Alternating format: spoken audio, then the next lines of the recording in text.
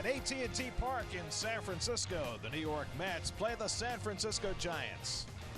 New York Mets baseball on SNY is brought to you by Fidelis Care. Here today, here tomorrow, here to stay. By Verizon, the most awarded network is now the best streaming network. By Good Humor, the official ice cream of the New York Mets. And by Honda, great deals are waiting at your Honda dealer. Mets road trip has taken them west, near the Golden Gate. Twists and turns of a road trip. Lombard Street provides just the twists and turns that provide the proper metaphor. Everything's going downhill on Telegraph Hill. China Basin. It's China Basin, Jake. AT&T Park, home of the Giants. And a pleasant good evening, everybody, and welcome to San Francisco. Gary Cohen, Keith Hernandez with you tonight as the Mets open a 3-game series against the Giants. You know, when the trading deadline arrived a month ago, the Giants stood pat, thinking that they were still in the race, 4.5 back in the wild card, but much has changed since then. Buster Posey underwent hip surgery, out for the year. Their promising young center fielder Steve Duggar, shoulder injury, out for the year.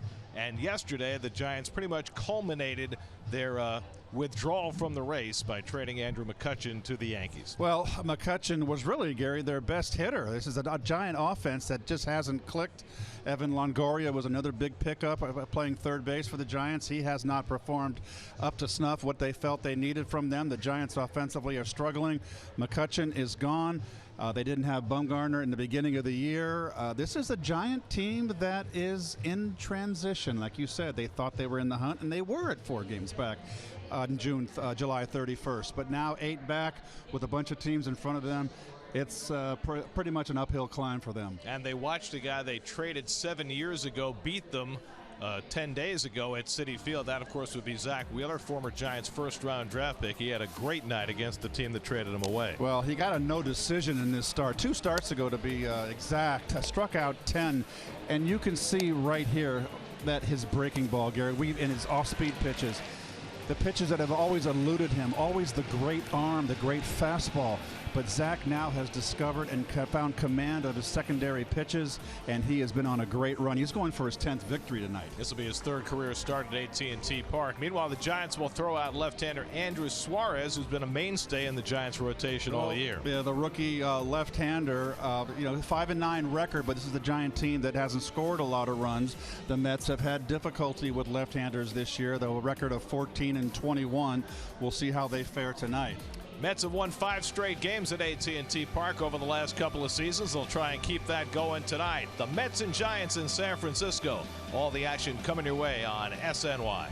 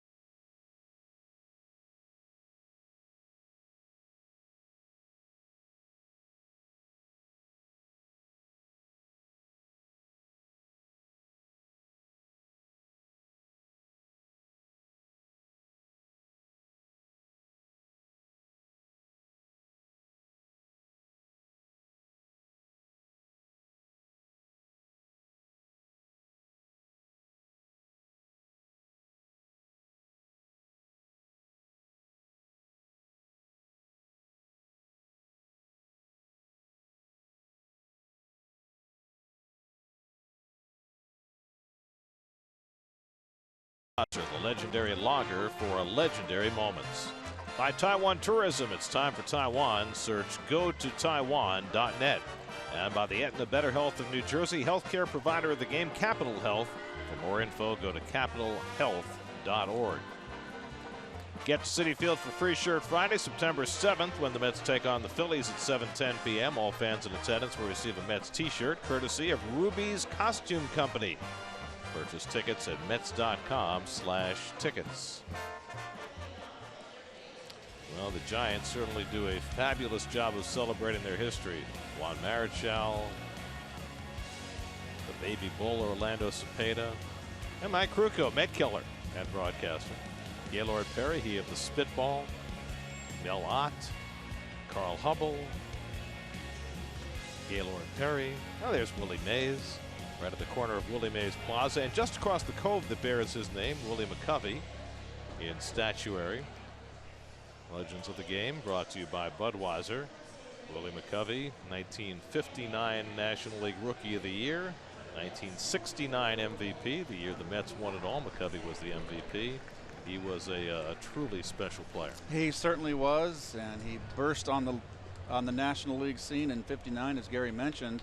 That statue out front is 9 feet tall, and that's apropos for Big Stretch.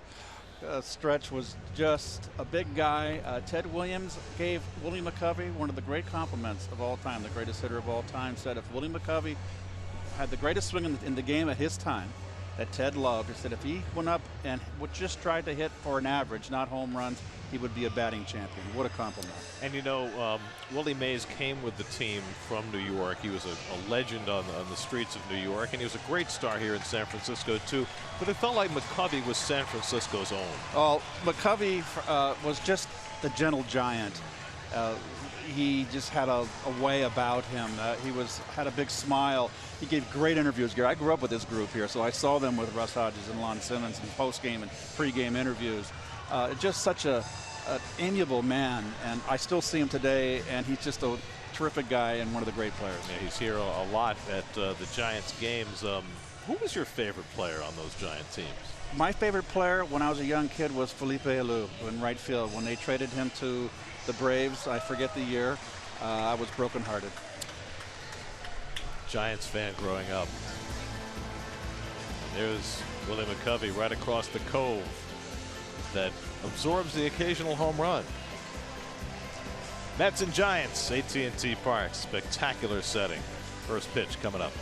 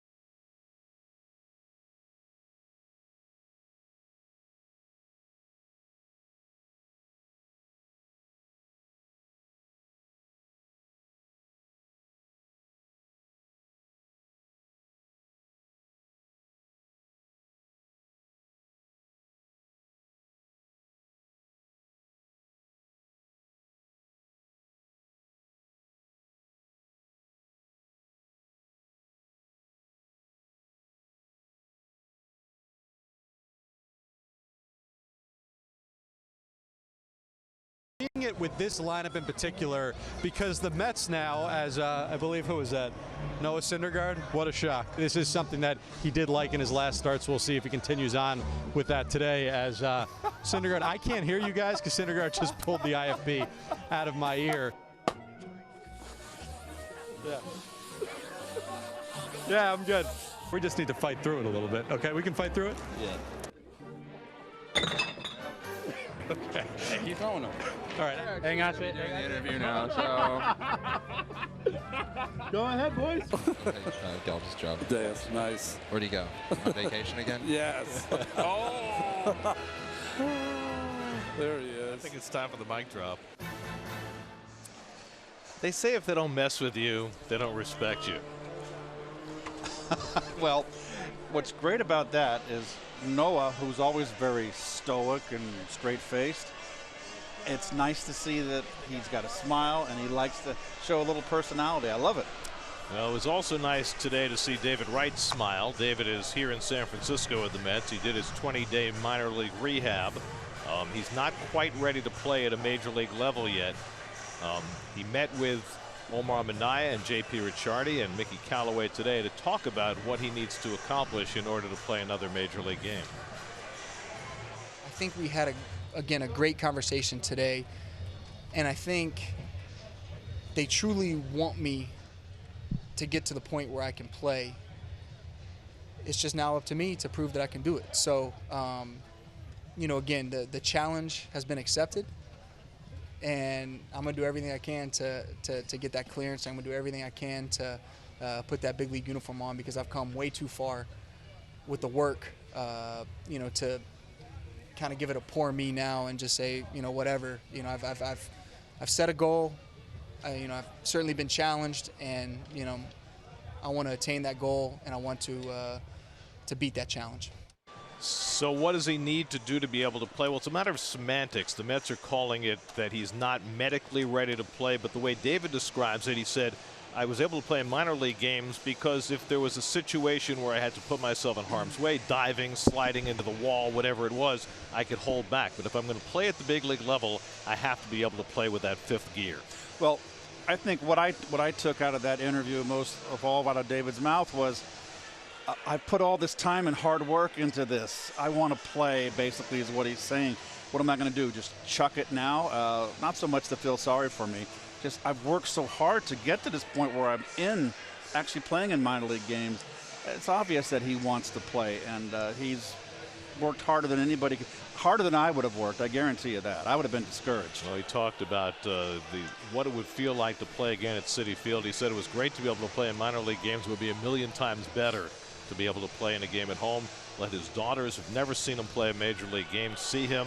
It's been 2.5 years, and it would be something of a miracle if David's able to play another major league game, and that is his goal, and he feels it is quite attainable sometime before the end of the season.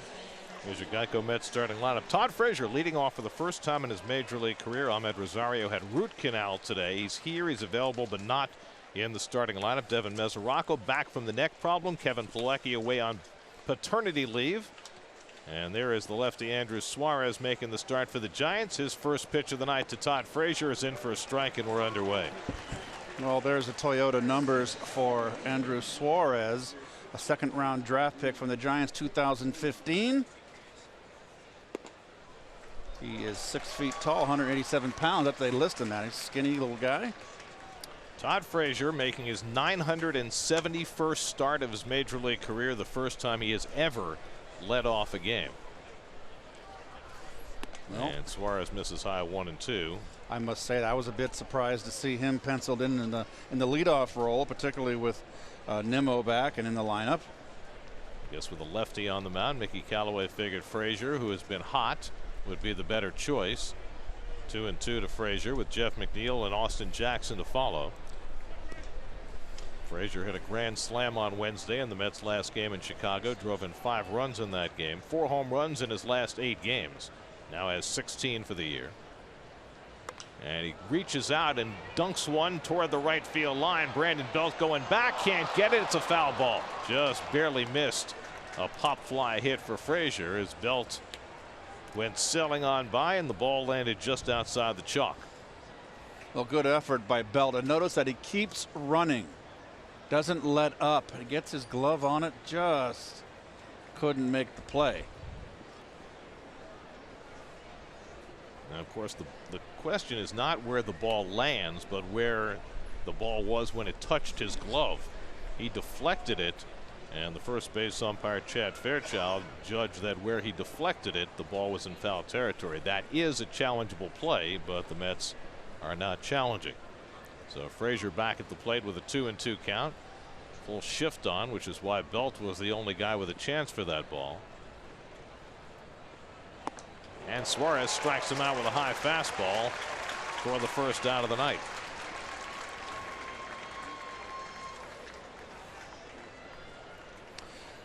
Well, your Jeep starting infield for the Giants. We talked about Longoria. They got some Gold Glovers here. Joe Panik coming off an injury. They say that he has really lost a lot of range, and this young man, Alan Hansen at shortstop, has got a lot of range. So they've made an improvement there in the outfield. Well, we got two guys, Chris Shaw making his debut. So we talked about in the open about this team being in transition now. 8 games out of the wild card. There's some new faces out here. The Giants have 2 players making their major league debut tonight. Shaw in left field, Aramis Garcia behind the plate, also his debut. 0-2 to Jeff McNeil. There's Shaw, who is a Boston College product, just called up today with the trade of McCutchen. Garcia's been here a few days since the Buster Posey surgery and getting his first chance to play. Bruce Bochy, longtime manager of the Giants. And McNeil hits the ground ball. Panik to his right, and it goes under his glove and into center field. McNeil's going to hustle his way towards second, and Hernandez has no play on him. A hustle double for McNeil on a ball that off the bat looked like it would be a routine play for Panik, but that's what you were talking about, Keith. Panik has lost some range, and he couldn't get it. And it looked like, it's a play you might want to dive for. It looks like he can't even bend down to get it, Gare. So not a lot of flexibility there, it looks like. And McNeil's always going to hustle, and he finds the holes, doesn't he? He makes contact, and good heads-up base running. So that's his 6th double. Now here's Austin Jackson trying to get him in, and Austin takes a fastball outside for ball 1. Jackson, 32 games as a Met, hitting .319. He started his season playing here in San Francisco. Didn't play much and didn't hit much for the Giants. And they traded him away, and the Mets picked him up after Texas released him, and it's proven to be a solid move for New York. Jackson has played so much better for the Mets than he did for the Giants.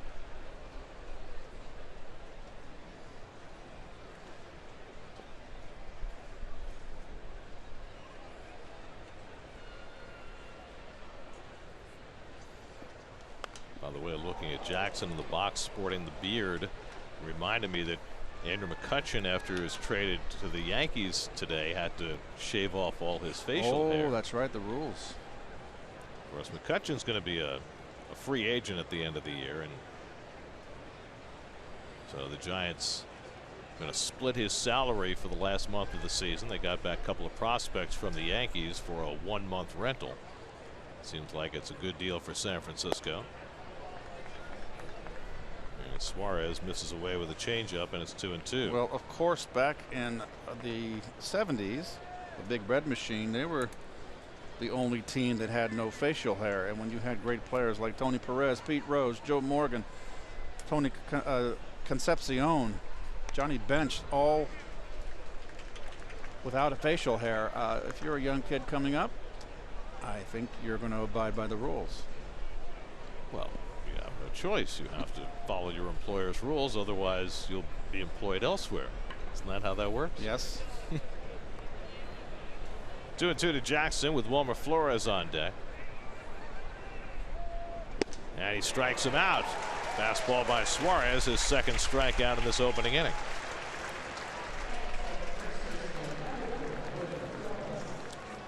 So 2 out. McNeil still at 2nd, and now Wilmer Flores. Stiff-legged, you see that as big stride home.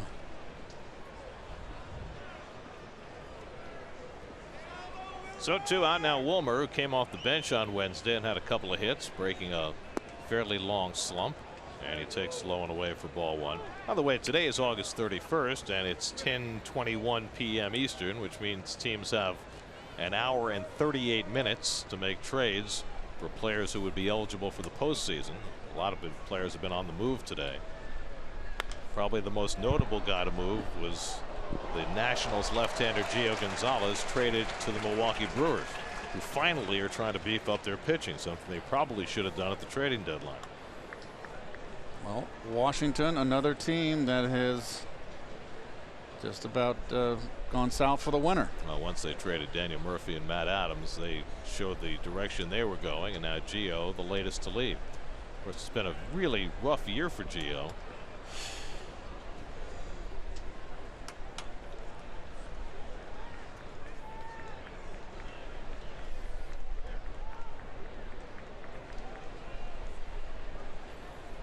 Wilmer, surprisingly, this year has others. We'll go to Josh Donaldson here. And that's happened just in the last hour or so. Donaldson to the Indians. Now, Donaldson's been hurt, so the question is when he's going to be physically able to perform. And I don't know if that's going to be right away, but the Indians beefing up their offense. Hoping to catch lightning in a bottle. Sees veteran players injury curtailed performance on their season. Healthy now, hoping to get a month's work out of them. Maybe healthy. I mean, Donaldson's been out a long time. Wilmer hits it down to third. Longoria makes the throw across the diamond in time, and that retires the side. A double and one left. Zach Wheeler takes the mound for the Mets in the bottom of the first. No score.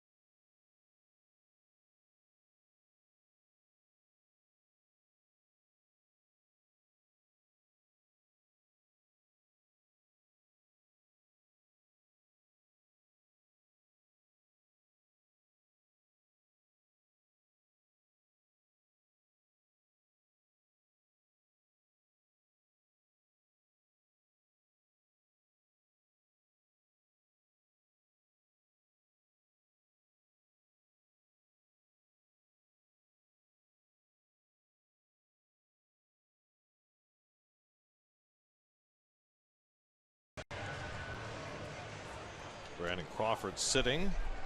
So Alan Hansen getting a start at shortstop. Gorky Hernandez now back as the everyday center fielder, with Stephen Duggar out for the year. And the young outfielders Slater and Shaw should be playing just about every day down the stretch. Zach Wheeler misses high with his first fastball. Well, here's Zach, and those are his Land Rover numbers coming up right there, and he has turned his season around and just been splendid. 7 wins in a row. Has won 7 of his last 8 starts, and he has been spectacular. The only one he didn't get the win was against the Giants, and he gave up just 1 run in 7 innings in that game. And this is inside to Panic, 2-1. Wheeler's last start against the Nationals last Saturday, 7 scoreless innings, 3-0 win. He's got a 1.68 ERA over his last 8 starts, the lowest of anybody in baseball over that stretch. It's dominant. It all came together in June. He developed that split finger in the changeup, and got away from throwing the breaking ball. And he pops one up. Reyes retreating into shallow left center. He'll make the call and the catch. One away. Alexis starting infield. Mesoraco behind the plate. Mr. Polecki in Arizona. Wife expecting. Todd Frazier at third. Jose Reyes getting the start. Rosario. Root canal, right? Not here. Oh, he's here. He's here. Okay, geez, I'll get it right. Brendan Nimmo, I'll get that right. Third straight start. I'm happy to see him back. Anything else you'd like to say? No, but actually, I'll leave it to you. Okay, here's Alan Hansen, hitting second in the order, hitting .269. Hansen's played some outfield. He's played all over the infield. Brief stints with the Pirates and the White Sox before this year. Switch hitter, much better left-hand hitter than right. And he pops one up into shallow center. Jackson got a late start in, but plenty of time to get under it. And there are two out. You might see that there's a change in the grass in the deepest parts of center field. They had a concert here about 10 days ago with Ed Sheeran. Completely destroyed the grass in the outfield.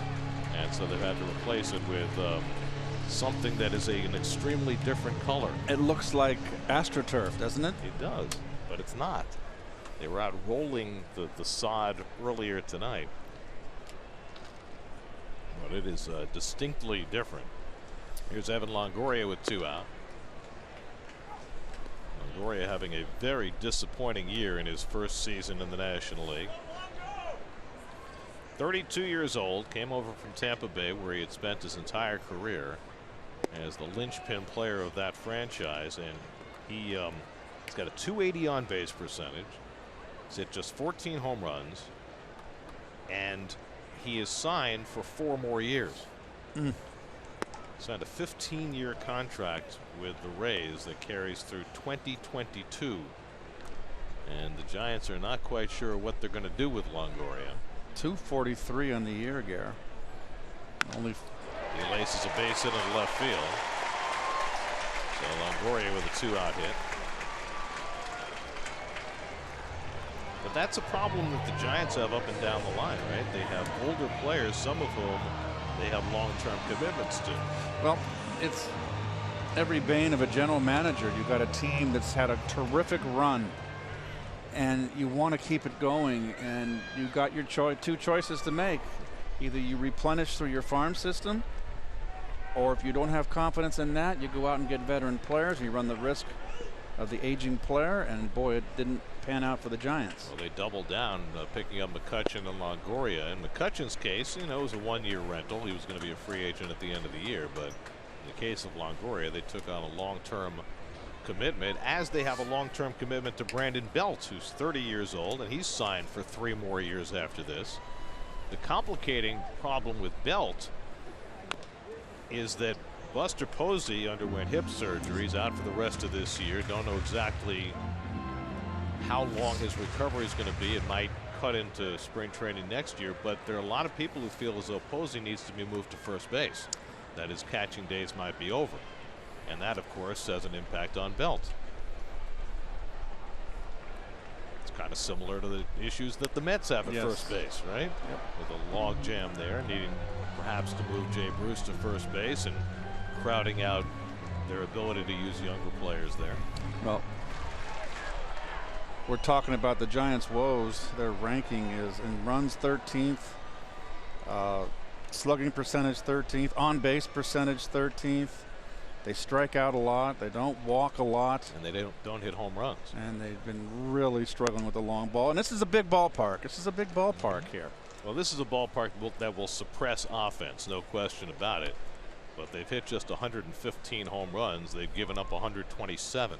It will suppress offense if you go with the trend of the long ball. This is a great line drive hitter's park, Gary. Dell flies one to left center. Cutting in is Jackson with Nimmo, and Nimmo makes the catch to retire the side.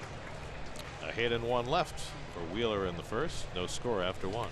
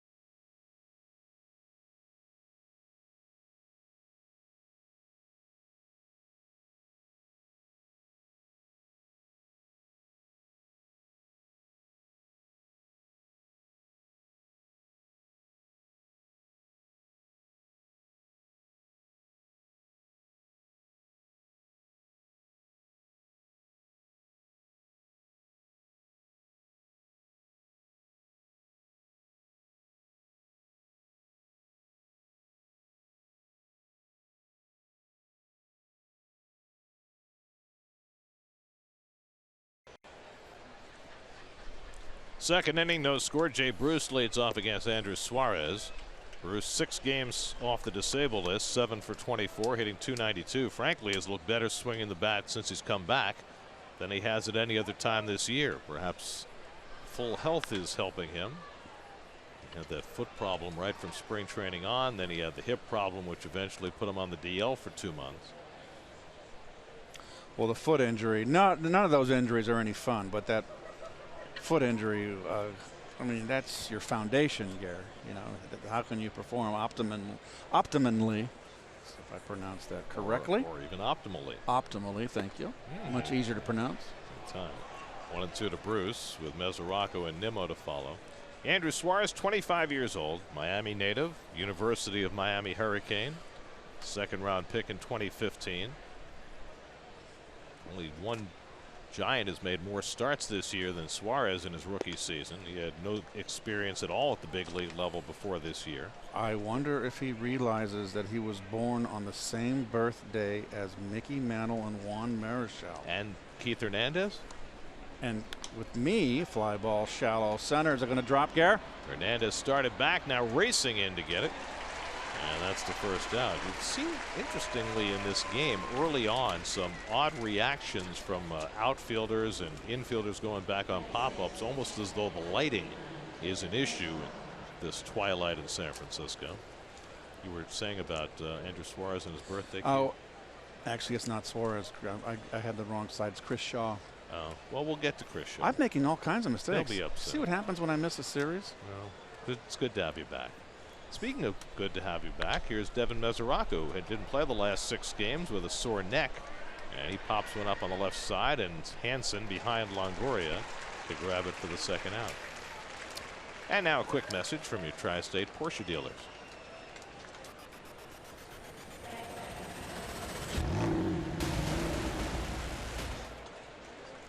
Is it just coincidence that we always run that spot right before Nimmo comes to bat?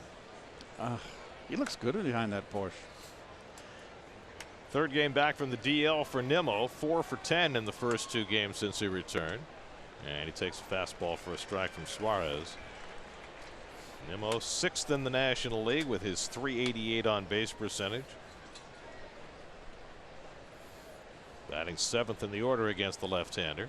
And the curveball misses inside, a ball and a strike. It was such a shame that he got hit on his hand, because he was really swinging the bat well, Gare, using all fields, and was hitting left-handers well, and really performing as a top of the order kind of hitter. And he missed a lot of time. It was really kind of a shame.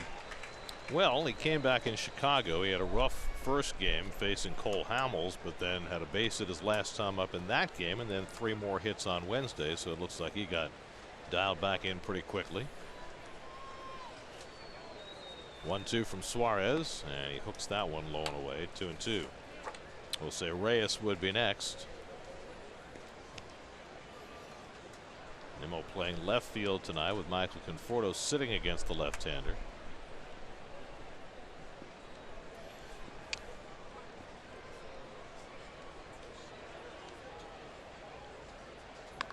And he bounces one down to first. Belt will take it himself. And he just beats the hustling Nimmo to first base. And that retires the side. It was a lot closer than it probably should have been. Mets go 1-2-3 in the second. Here comes Nimmo charging down the line.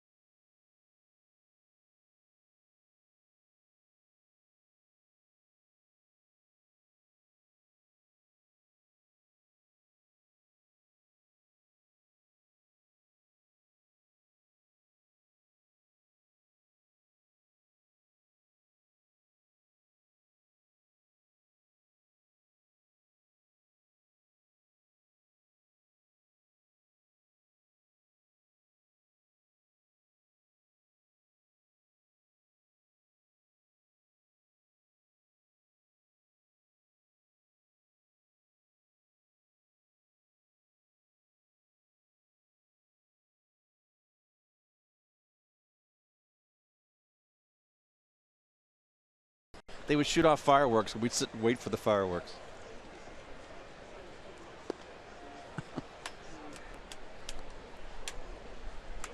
Home second inning. Austin Slater leads off for the Giants.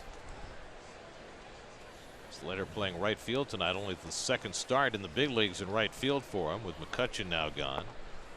And Wheeler misses low and away. Ball and a strike. Slater, who played his college ball at Stanford after growing up in Jacksonville, Florida, facing Wheeler, who was drafted by the Giants after growing up in Georgia. A couple of coast-to-coast guys. 2 balls and a strike. Chris Shaw on deck, and then Gorky Hernandez for the Giants in the second. Giants start the day a game under 500, 7.5 back in the West, still technically in it. Grounded to the left of the mound, and Wheeler's there and throws out Slater one away. Well, just across San Francisco Bay from AT&T Park is the Oakland Coliseum, where the A's are playing tonight. Yes, and they you can are. see the lights of the ballpark and the scoreboard. When I was in high school and the A's were beginning their Reggie Jackson run, and there you see the American League West, very tight. Oakland, a big surprise. Who would have thought Oakland with 80 wins and a 90-win season? A's are up 5-1 on Seattle, by the way, in the second. Well, here is Chris Shaw, his first major league at bat. 24-year-old first-round draft pick out of Boston College, known for his power in the minor leagues. See if that translates at the big league level. 24 home runs in AAA this year. And he fouls off the fastball from Wheeler, 1-1. He's the one born October 20th. Well, good for him. And you know what we just found out? Something I didn't know, and I don't think you knew either. No. I did not know. As Wheeler strikes him out on 3 pitches, and that takes care of Shaw's first big league at bat. First strikeout of the night for Wheeler.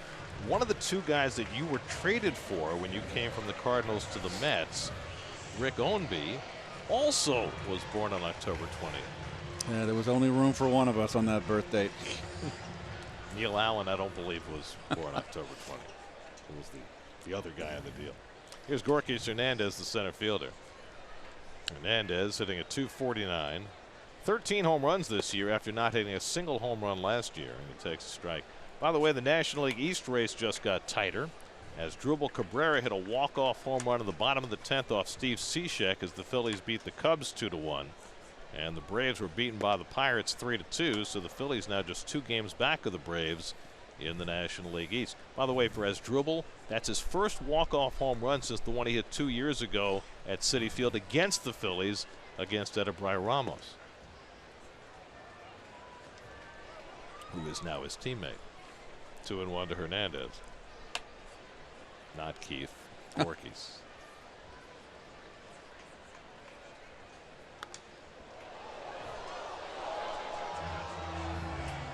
Zach Wheeler, the 6th overall pick in the draft by the Giants in 2009. It was 2 years later, after the Giants had won it all in 2010. They were going for it again in 2011. They were struggling with their offense, and they traded Wheeler, who was an A-ball at the time, to the Mets to get Carlos Beltran. Didn't really work out for the Giants. Beltran got hurt. Giants didn't win that year. And now 7 years later, Wheeler is blossoming the way the Giants had always hoped that he would when they first drafted him. Ramos Garcia, the on-deck batter. And that's caused a lot of, a lot of retrospectives by the Giants people about how that all went down. Bouncing ball over the mound. Reyes to his left. A nice spear and the throw on target. Nice play by Reyes to get Gorky Hernandez. And that retires the side. Reyes making like it's 2011 himself. You remember 2011? I certainly do. Reyes won a batting championship that year. No score.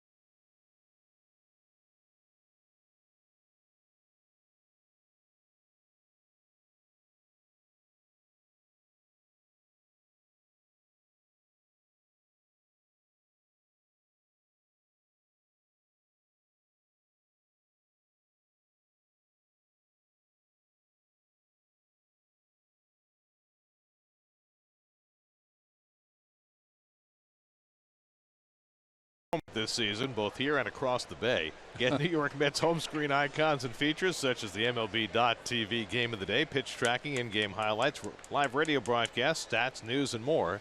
Download MLB at Bat today. Are we allowed to show both games at the same time? is that in the contract? We'll say Reyes leads off. You know, our director Dan Barr grew up a big Oakland A's fan, so he's really looking across the bay to see what's happening while he directs this game. Reyes hits one off the fist to short, circling, and it's Hansen to get it. One away.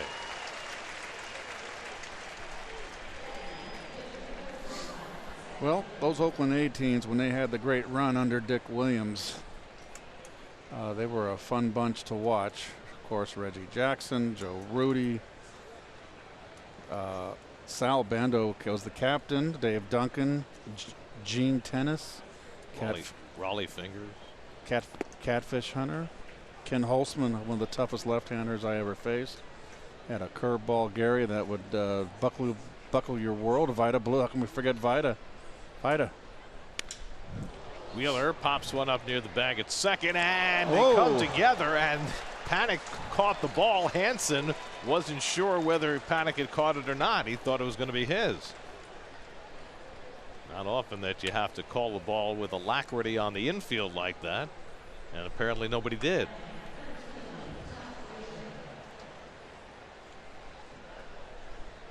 Boy, oh boy.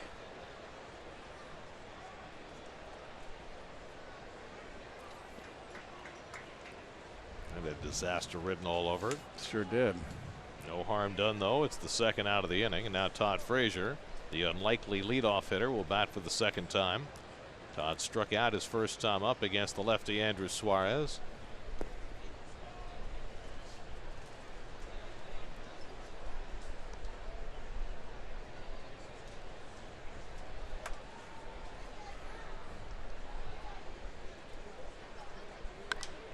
And Todd pops this one up into shallow right.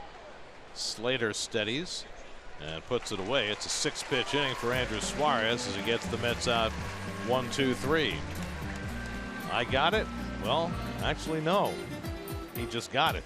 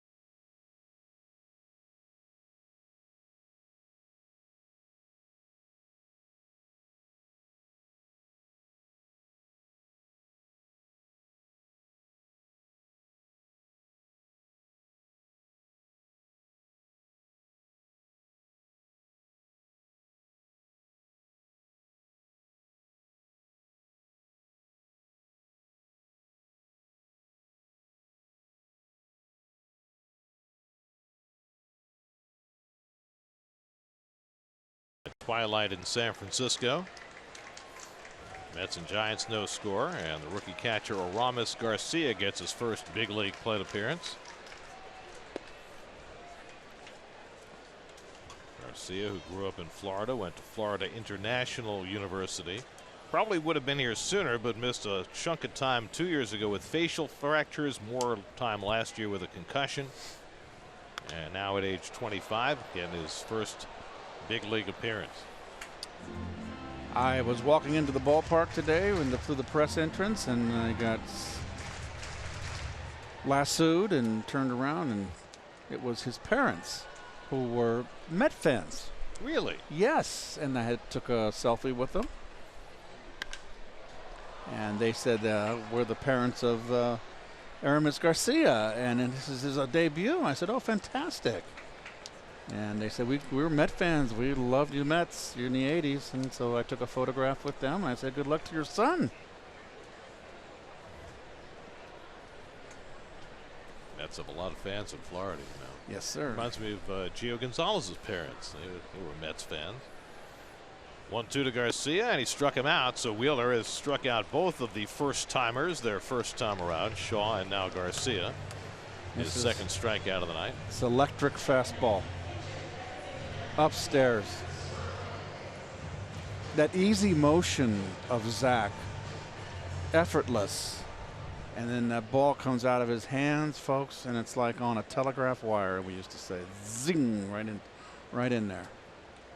Here's the pitcher, Andrew Suarez, and he takes the fastball away for ball one. Suarez 3 for 38 at the plate in his rookie season.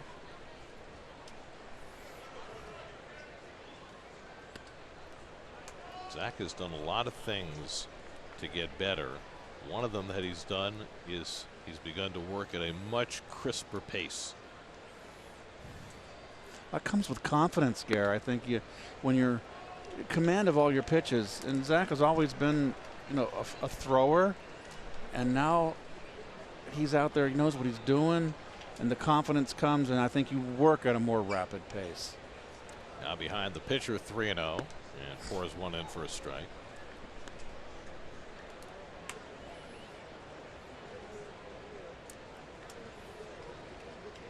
Joe Panik waiting on deck. And Suarez fouls back the fastball in the general direction of Panik, who showed no panic. Spectrum high-speed pitch. Telling you, 4 nights out of 5, it's an automatic Mets win. Yes, it is.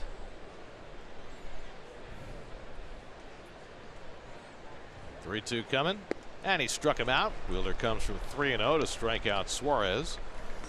Back-to-back strikeouts to start the home third. Watch the motion here. Not much to it, really. Just a sidestep, leg kick, and look at the stride. And he's not really a drop and drive guy. It just got such great arm strength. It's such an easy motion for a guy who throws 98 miles an hour with regularity. That's what he does. That motion can put you asleep. First pitch fastball strike to Joe Panik, who popped up his first time up. I mean, he has been spectacular in the month of August, trying for his 5th win in the month. The last time a Met won 5 games in a calendar month, it was R.A. Dickey in June of 2012, the year that Dickey won the Cy Young. He wound up winning 20 that year.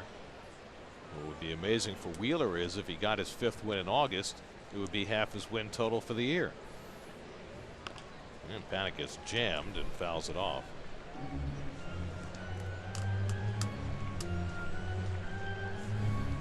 I mean, once it kicked in for Wheeler, and we're talking about right around the 1st of June, it has been nothing but a straight line upward.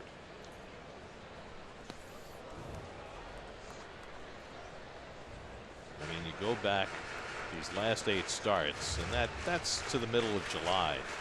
But it really started before that. He wasn't quite as fortunate in terms of wins and losses, but it has it's been one of the fun things to watch with this team this year is his development. It certainly has. And Gary, if you go back to June 1st, which is to me where it turned around, that's 16 starts ago. This is his 17th start into this run here, and you figure there's got to be you're waiting for a bad start. He had a bad start on June 12th against Atlanta. He gave up 6 runs, but all of his starts have been solid.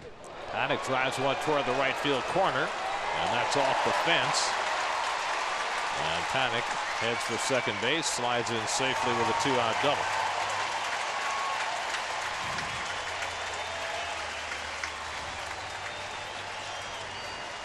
13th double of the year for Panic. Comes with 2 out of the 3rd.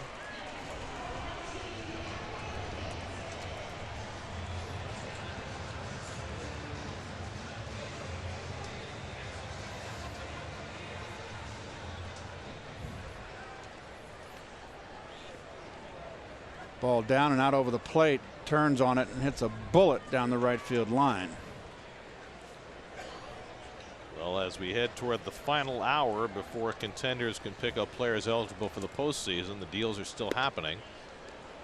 Latest word is that Curtis Granderson has been traded by Toronto to Milwaukee.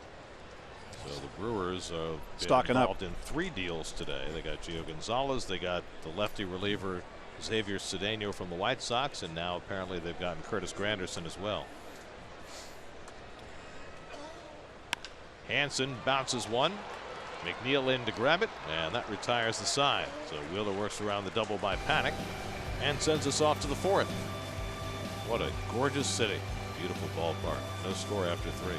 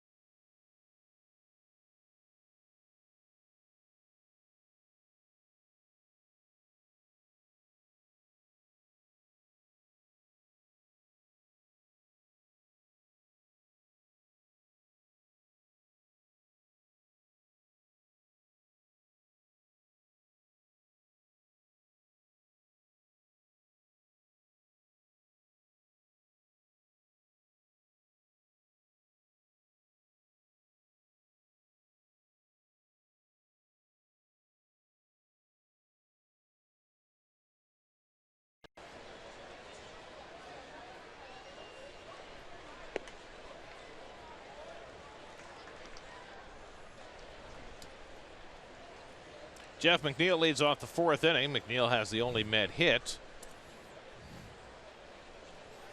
He doubled into center field in the 1st inning, hustled into 2 bases. Since then, Andrew Suarez has retired 8 in a row.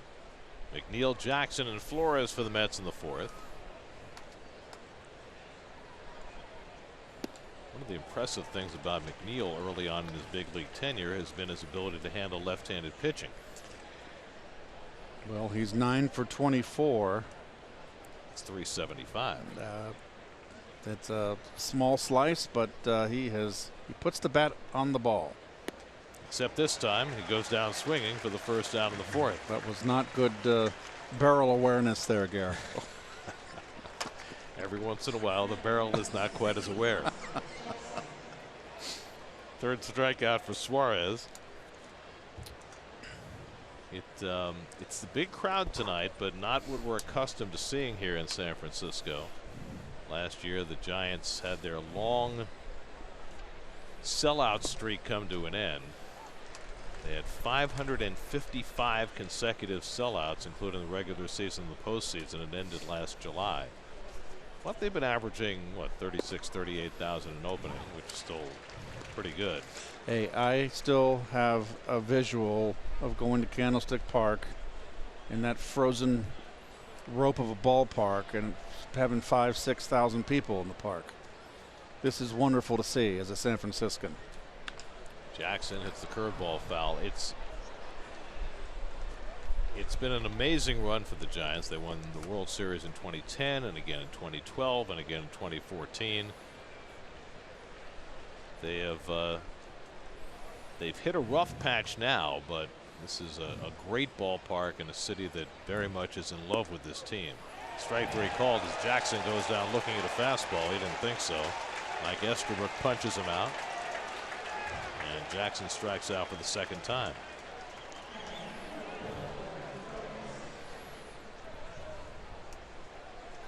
And what does Pitchcast have to say about that last pitch, you ask? Well, you know what? It's a strike. So there you go. Umpire redeemed. I think a lot of hitters, they didn't call the high strike for so long, and we've noticed, Gary, over the last couple years, starting to call the high strike, and hitters are getting kind of looking and going, hey, that's been a ball for how long? Well, you got to make adjustments, and to me, I always felt that if a pitcher made a ball out over the plate or away up in the strike zone, that was a mistake and a pitch to rip. Right, but hitters' swings have changed since when you played. Yep. Now everybody's looking to hit the low ball and looking to elevate. Yep. So the high strike has become really the pitcher's best friend. Yep. Wilmer pops one up in foul ground. Garcia sheds the mask and puts it away to retire the side. That's 11 in a row retired by Andrew Suarez. Zach Wheeler heads back to the mound for the bottom of the fourth. Still no score.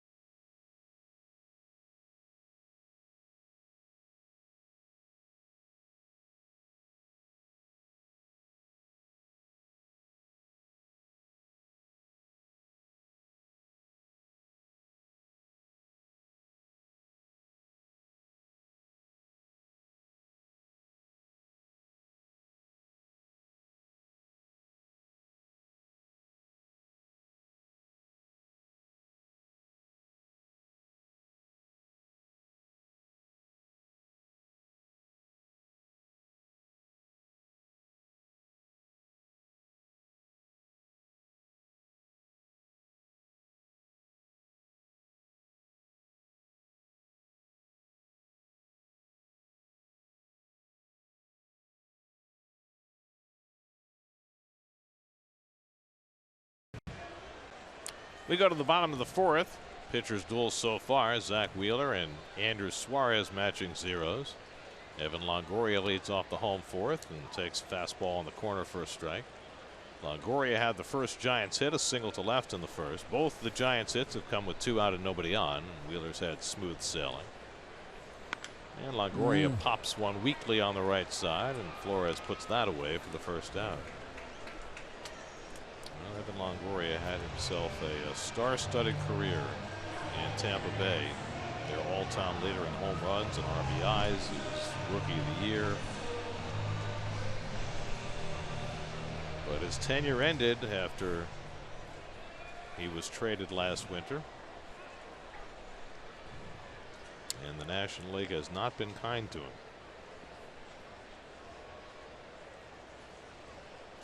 One out and nobody on. Here's Brandon Belt, and he fouls off a first pitch fastball.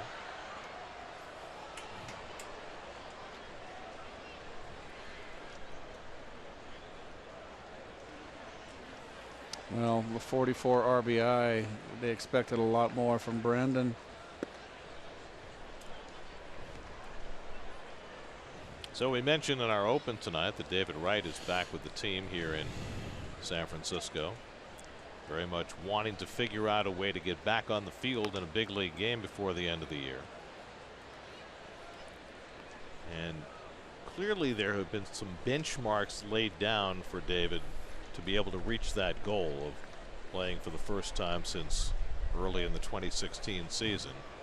They are physical benchmarks, but they're also baseball benchmarks. He has to be able to make certain plays that the ball club has judged him not quite able to make yet, as Belk strikes out for the second out. But it was also alarming listening to David talk today, because the problems he's had throwing have been well chronicled. He had shoulder surgery, and his arm was never his greatest asset anyway. And what he said today is, I have to watch out because if I throw too much, it has an impact on my neck, because he had neck surgery as well. I mean, he's dealing with so many different interlocking issues, the shoulder, the neck, the back, that it is such a difficult balance for him to get to the point where he's ready to play. That's a fair ball off the bat of Slater, right over the bag and down the line. A fan interferes with the ball, and Slater will get 2 bases out of this. So it's a fan interference double for Austin Slater. It comes with 2 out.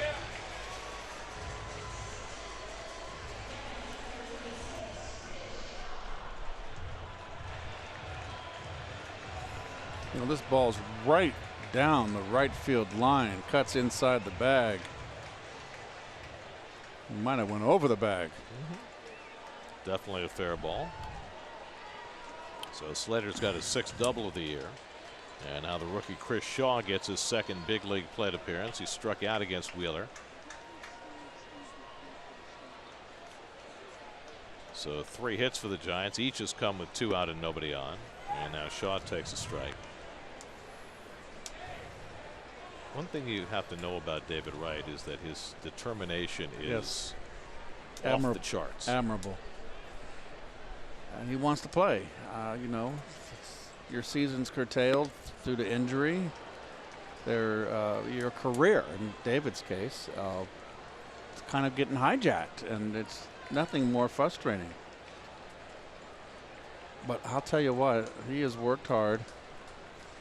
And I certainly hope it can work out for him, you know, and everything centers around the back too, Gary. You know, it's just.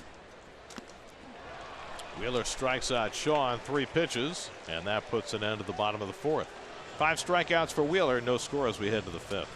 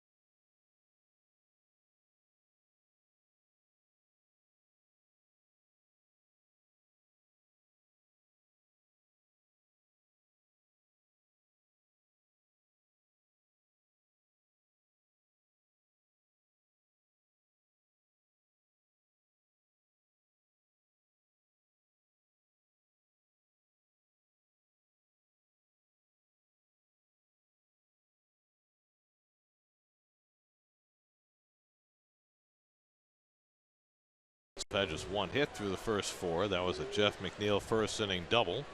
11 in a row retired by Andrew Suarez since then, as Jay Bruce leads off in the 5th. Jay flied out to center field his first time up. And that fastball running in on him. He fouls it off, 0-1. Yeah, he's got a little fastball that when he gets it up, it runs in on left-handers, and when he keeps it down, it sinks. Suarez's ground ball rate is one of the highest in the National League. 53% of the batted balls against him have been grounders. That's third best in the National League. And the curveball misses a ball and a strike. Suarez coming off 7 scoreless innings in his last start against Texas, and he's turned in 4 scoreless so far tonight. And in a season where the Giants lost Johnny Cueto to Tommy John surgery, they've lost Jeff Samardzija for the season with a shoulder problem, Suarez has been a mainstay. In fact, only Derek Holland, whom the Mets will see tomorrow afternoon, has made more starts for the Giants this year than has Suarez. Remember, Madison Bumgarner missed the first 2 months with a broken hand. Devin Mesoraco on deck. And Bruce flicks one out to center. Gorky Hernandez going back, has plenty of room. 1 out. Let's check in with Steve Gelb's. His report tonight is brought to you by Volkswagen. Steve? Well, Gary, in the last half inning, you guys were talking about David Wright and him being around the team today. I asked him if there was any surprise, if he was honestly surprised by the fact that he is back to this point and back this close to playing Major League Baseball again, given all that was stacked against him over the last couple of years. And he said, honestly, it's 50-50, that there were plenty of days, probably the majority of days, where he did not feel like coming back was a realistic possibility. But the way he equated these last 2 years was like when you're playing golf. And he said, more often than not, you feel like you stink, you feel like you want to quit the game, and then every now and then you'd make a great shot. I don't know if you can see in front of me right now if I'm on camera, but Jerry Blevins just walked into the shop. But he said, you make a great shot, and that brings you back. And he would have so many bad days, but then he'd have one good moment, one good day where he felt like it was possible, and that's what kept him going. I thought it was interesting. David was asked today, what would constitute a satisfying return? Would it be one at bat, one game, a stretch of games, being able to play next year? And he hesitated before he answered that question. It's almost like he hadn't even thought about it that far out. It's been such a day-to-day proposition for him, and it continues to be, as to whether he can be on the field on a given day. Mesoraco pops one a mile high, and Hansen, trailing toward the line, puts it away for the 2nd out. By the way, I think it's important to note, because there's been a lot of conversation about the financial implications of David coming back. The team is collecting insurance because he's on the disabled list. If he came back, they would not be able to collect that insurance for that period of time. And David said in every conversation that he's had with the Mets about his comeback that those issues have never been brought up. That obviously they're being discussed elsewhere, but that's not something that's ever been a consideration for him or in his conversations with the team. They haven't brought it up either. Well, why would it be an issue with him? I think David's what's foremost in his mind is he'd like to see if he can get out there again. And he loves to play the game. Nimmo muscles one out to right field. Back goes Slater onto the warning track, and he puts it away to retire the side. So Suarez just keeps on rolling. He's retired 14 in a row. Halfway through in San Francisco, no score.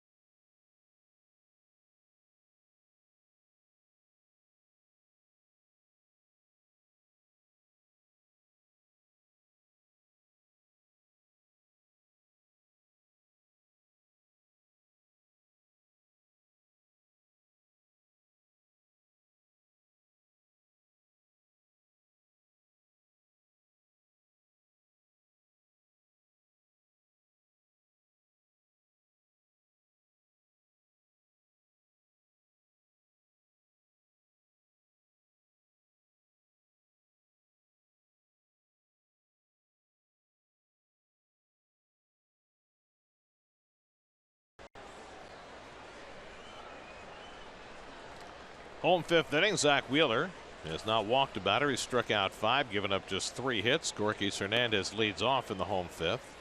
Hernandez grounded out to short. Nice play by Reyes going to his left in the second.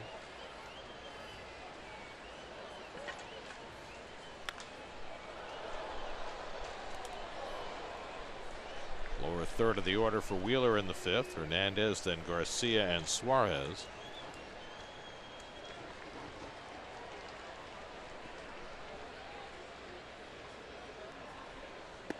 Mets have been unable to do anything so far against Andrew Suarez, and that shouldn't be too surprising because the Giants have been getting great starting pitching lately. Of course, so have the Mets for the most part, and Wheeler has been untouchable lately. Grounded down to third, and a 2-hopper handled by Frazier. Hernandez retired, 1 out. Day games the next 2 days.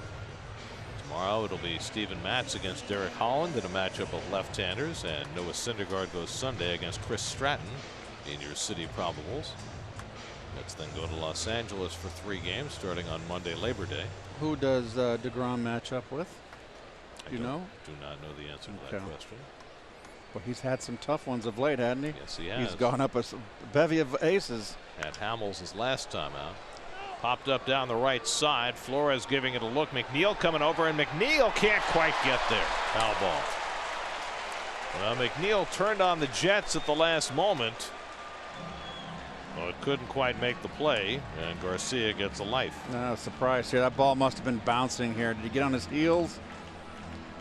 Just slowed up.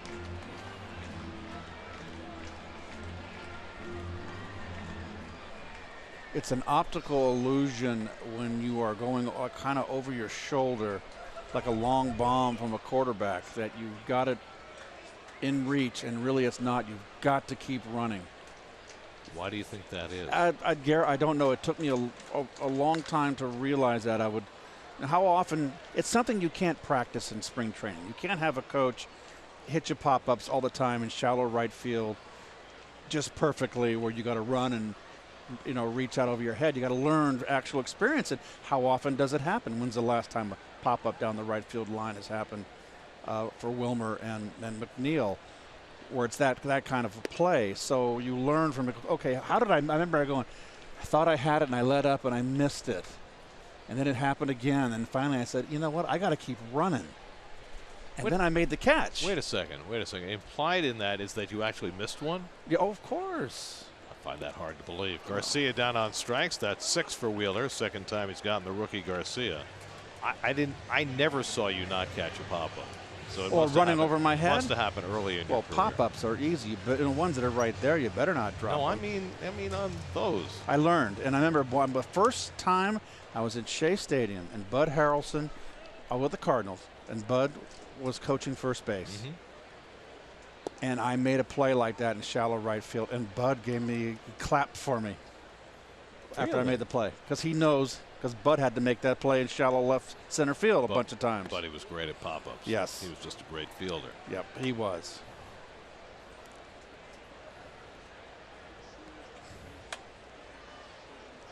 Oh, 0-2 to Suarez, and he hits one toward the middle of the diamond. McNeil on the backhand, and the off-balance throw got him. Nice play, Jeff McNeil. Made that one look easy on a rough play.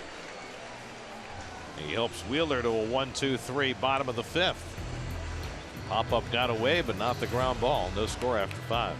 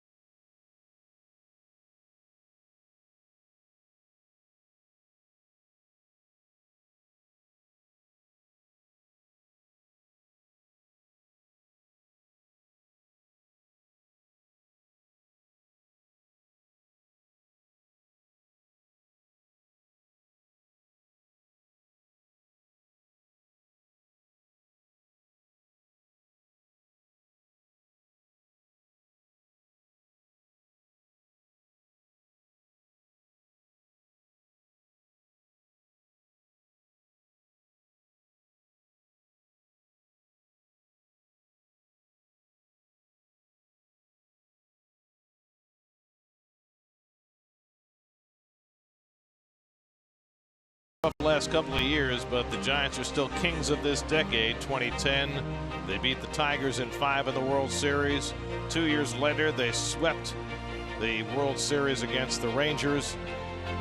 And then most recently, Madison Bumgarner with the heroics in 2014 as they won a 7-game thriller against Kansas City. 3 titles in 5 years to start the decade. A very nice run. All those even years right there, huh? Jose Reyes leading off the 6th inning, goes after a changeup from Suarez, and it's 1-1. Well, there are the 3 trophies.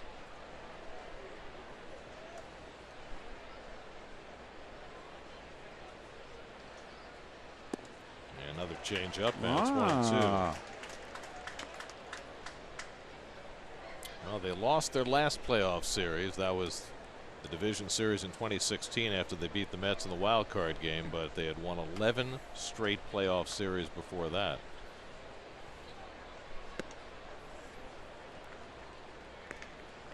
Reyes grounded out to short his first time up, getting the start at shortstop tonight. Ahmed Rosario had emergency root canal earlier today. Rosario's here and available, just not up to starting.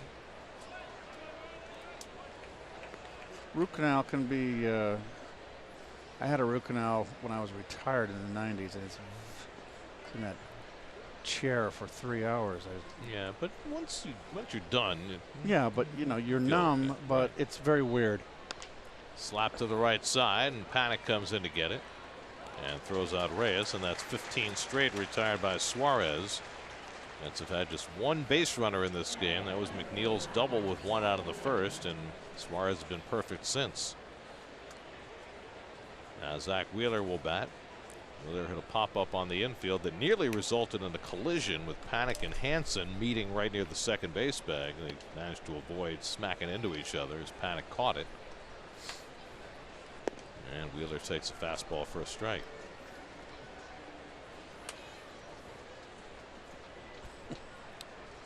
We mentioned the Giants starting pitching. The last 10 games, their starters have a 1.63 ERA. So what Suarez is doing tonight is really a continuation on a theme. In fact, the Giants put together back-to-back shutouts against the Diamondbacks in their just completed series. You're talking about a really good offensive team in Arizona, sitting in first place.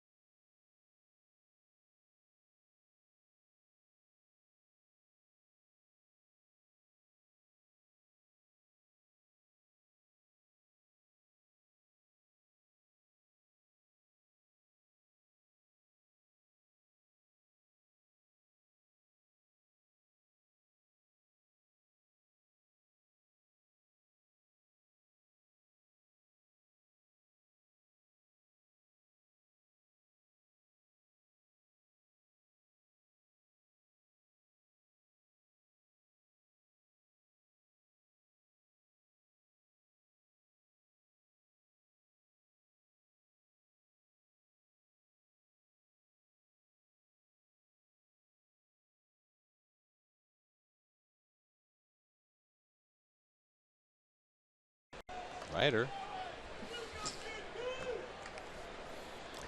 Zach Wheeler starts his third time around the Giants batting order. As we go to the bottom of the sixth, Joe Panik has one of the 3 hits, and the hardest hit of the 3. He drilled one off the wall and right for a double his last time up. And Wheeler falls behind him 2-0.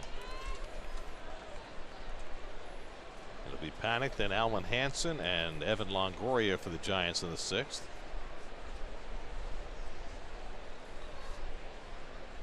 It's what we used to call an airtight pitcher's duel. Airtight? Airtight. Like a Ziploc bag.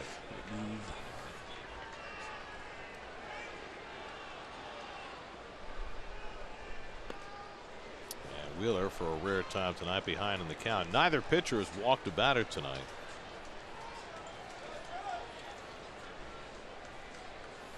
It's only the 3rd 3-ball count for Wheeler in the game.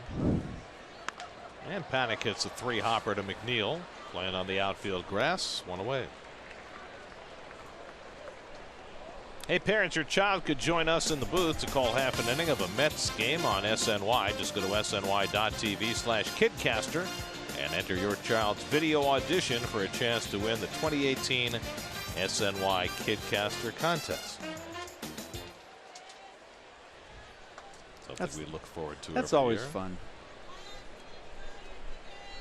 When we first started doing the Kidcaster contest, what was unbelievable, as Alwyn Hansen tries to bunt his way on and misses, is that, you know, the kid would come in and call one batter, and I think the first year it was a David Wright home run. Right. The young lady wanted to call David Wright's at bat, and he hit a home run.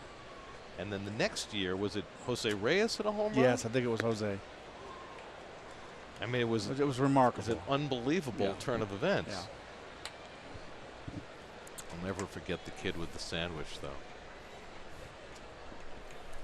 He felt as though the first and second strikes were the bread and the third strike was the middle.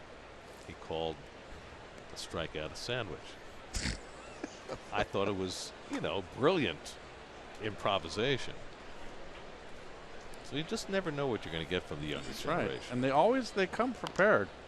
I mean, they wouldn't win the I guess the contest if they weren't home practicing. Take it very serious. So you can relate to that because that's something you always wanted to do, correct, Garrett? Yeah, I'm not sure that when I was 10 years old, though, I knew that you had to prepare quite like that. So give all the credit to the kids. Oh, I think if they had a contest, you would have been prepared. Hansen strikes out. Good slider by Wheeler for his 7th strikeout of the night. Okay, who's going to blink here? Maybe someone will blink in inning 182.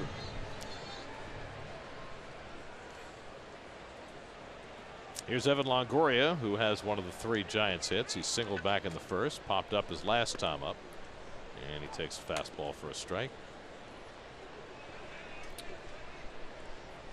Wheeler and Suarez have been impeccable tonight. Slider misses down, a ball and a strike.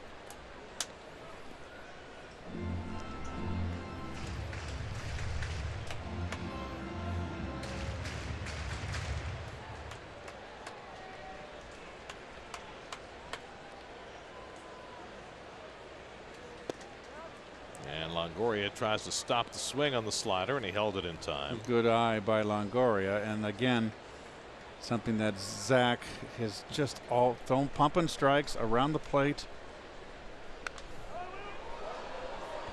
2-2 to Longoria. Well, the Astros got shut out tonight by the Angels 3-0. Last night, Andrew Heaney pitched a gem for the Angels against Houston, and tonight it was Jaime Barria. So the A's, if they can win, can get back to within a game and a half of the Astros in the AL West. The A's and the Mariners are 5-5. And there's the splitter by Wheeler to strike out Longoria. Side retired. 8 strikeouts for Wheeler. He's retired 7 in a row. And so the pitcher's duel continues into the 7th. Mets and Giants, no score.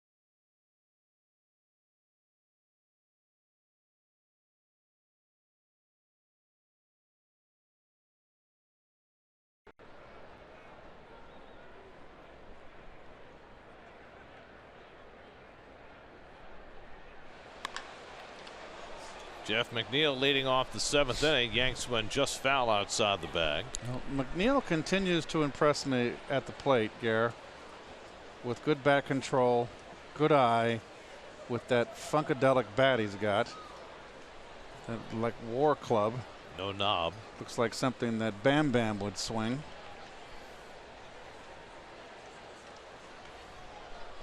McNeil's been the Mets' only base runner tonight, a double in the 1st inning. Oh. And he fouls back the off-speed pitch from Suarez, 0-2. Mets box score brought to you by Good Humor. It's a zero-filled box score. Upper right-hand corner, Gare. It's the last day of August. Yes, it is. We'll be in September tomorrow. It's true. Rosters expand, Keith.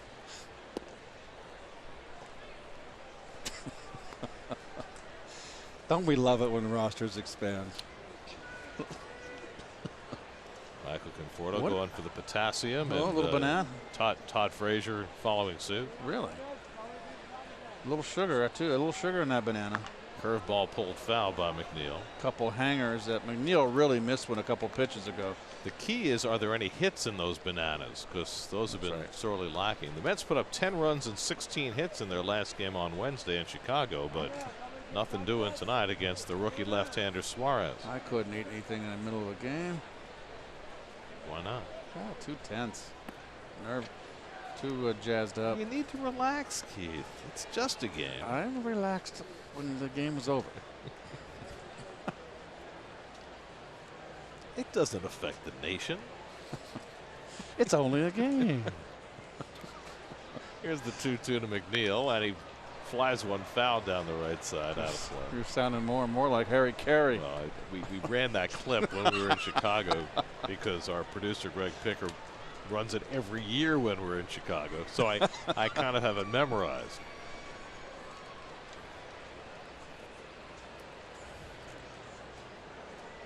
Pitch number 7 coming from Suarez to McNeil. Mets have not a lot of long at bats tonight, and that one hits him. And McNeil will go to first base. So McNeil, who had been the only Met base runner, snaps the streak of 17 in a row retired by Suarez. Only the second batter that Suarez has hit this year. And the Mets have a leadoff base runner. Got him on the hand. It certainly did. And that hurts, and maybe that'll get something going for the Mets. So McNeil is aboard. He's got 3 steals in 4 tries. Suarez, tough guy to run against, has only given up 3 stolen bases all year. Jackson, the batter, has been up twice and struck out both times, swinging in the 1st, looking in the 4th. And McNeil was moving back to the bag as that pitch was thrown. That's how crafty Suarez is. 0-1 to Jackson. Andrew Suarez, just 25 years old. 7 scoreless innings in his last start, 6 scoreless innings so far tonight. And Jackson flares one into right. On comes Slater. It's going to drop for a base hit. McNeil goes to second and pulls in there. So Jackson with a pop fly single, and the Mets have something working here in the 7th, 1st and 2nd, and nobody out.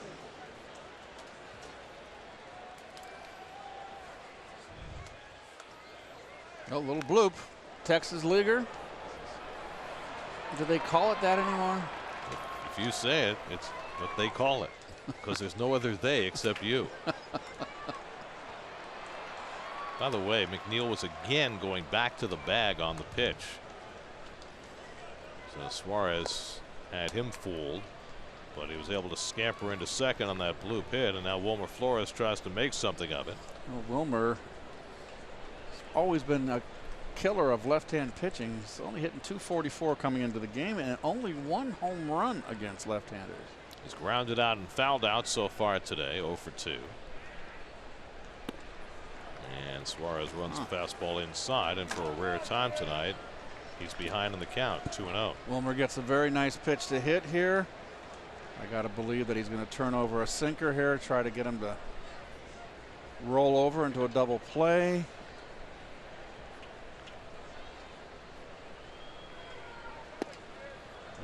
A 2-0 breaking ball, and it's 2-1. Well, Wilmer taking all the way there. I think he threw him a changeup. It's 85 miles an hour. Is that his fastball? No. And he threw him a change. Jay Bruce on deck. And Wilmer takes a strike at the knees. 2-2. That's a good slider down and in there. Made two good pitches on Wilmer behind the count 2-0 with the game really in the balance. Giants are going to get some action going in their bullpen now. Tony Watson running down to the bullpen. 2-2 coming to Wilmer. And he lifts one out toward right center. Slater back in the gap and he runs it down. McNeil tags at second. He'll go to third. He takes a turn there and he'll hold on. Back in Triples Alley, Slater going back. Only his second start in right field for the Giants. He's a first baseman / left fielder, but he made a nice play there. Well, good base running by both runners of the Mets here. This ball carried a little further. Either way, even if he camped under it, it was deep enough to advance McNeil to third. Make your read. You know it's a fly ball. You see the guy's going to get under it. You tag. And the back runner, Jackson, you want to go halfway. Everything done properly there. The Mets are in business to get a run in here. So the Mets have a runner to third base for the first time tonight. First time either team's had a runner to third. Big shift on Jay. Bruce has been up twice, fly to center field both times. And he pops one foul. That'll come out of play. 0-1. Remember, Jay last time hit a fly ball to center field on an off-speed curveball. We'll see if Suarez, who's in need of a ground ball, a double play, run that hard sinker down and in on him, try to get him on the ground. Snap throw and Jackson is back.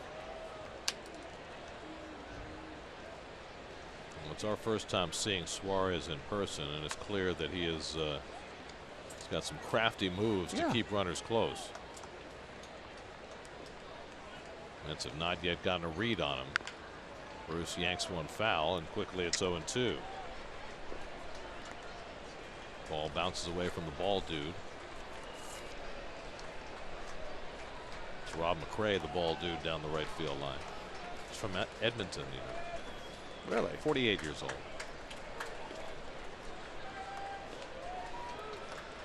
In town visiting on a father-daughter trip. Here's the 0-2 to Bruce, and he grounds one down to first. Belt with a chance for two. The return throw by Hansen in time. 3-6-3 double play, and the Mets are turned aside. Suarez, a ground ball specialist, got the ground ball he needed. And Belt and Hansen turn the 3-6-3 double play. Stretch time, still no score.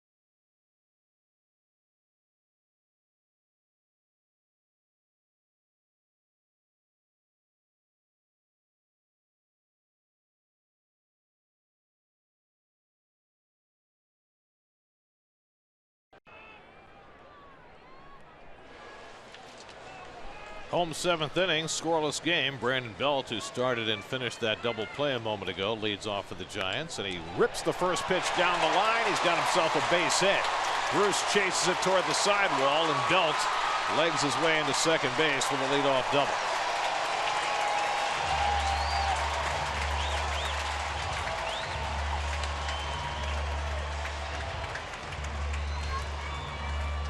Off speed pitch, I believe. Yes, it was. He went down and got it. Just ticked Wilmer's glove. Just a shade too tall. 18th double of the year for Belt, and the Giants' 4th hit of the night. First one they've gotten that hasn't come with 2 out and nobody on, so they've got their best threat against Wheeler, who has been in firm command, but now in a scoreless game. Tie-breaking run at second with nobody out. Austin Slater had a double right over the first base bag his last time up. 1 for 2. And Slater grounds one to short. Belt trying to advance. Reyes will let him go and gets the sure out at first. Reyes wasn't sure if he had a play. The ball wasn't hit that hard, and so he opted for the sure out. He did not have a play, Gary. Very good heads-up base running. It's against the rule. The rule is anything to the right of the shortstop, you stay, but the ball was not hit hard. And I don't know. It's a tough play, and you got Belt, who wisely was out of the baseline towards the outfield, bowing his way out. Yes, to kind of get in the way of the throw. That's will bring the infield in, and the rookie Chris Shaw with a chance to get a run home in his first big league game. He's been up twice and struck out on 3 pitches each time. He struck out twice, and now you come up your 3rd time in your first big league game in a home crowd with a chance to win the game here or put your team ahead. Belt at 3rd and 1 out, and Shaw pops it up into center field. Might be deep enough.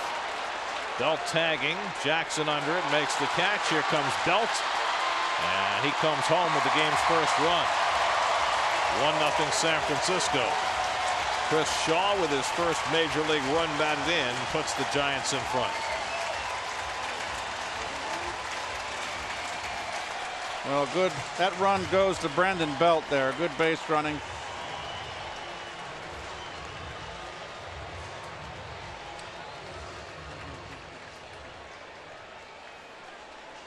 So Wheeler, who gave up just 1 run in 7 innings in what became a no decision for him against the Giants the first time he faced them, has now given up 1 run in the 7th tonight. Gorkis Hernandez has grounded out twice, 0 for 2. The Mets no runs, 2 hits. The Giants 1 run, 4 hits. Mets had a scoring chance in the top of the inning, but the Giants worked their way out of it. And now they've scratched out a run against Wheeler in the bottom.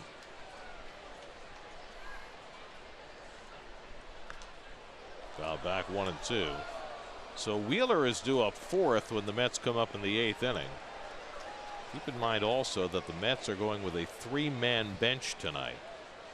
They've got Conforto, Rosario, and Nito. They're only 3 bench players. Kevin Plawecki went on paternity leave, and the Mets replaced him with a pitcher, Jacob Rame. So they're going with 14 pitchers. Up and away, 2 and 2. On the way, Jacob Rame, 10th time he's been called up this year. He was the 26th man in Chicago. They sent him back down, recalled him today. That's 10. And the splitter misses low, 3 and 2 to Hernandez. It all goes towards your service time, I guess. And the frequent flyer miles don't hurt.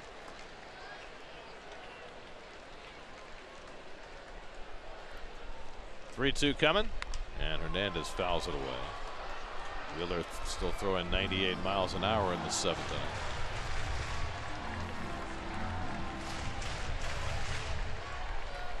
The rookie catcher Aramis Garcia on deck.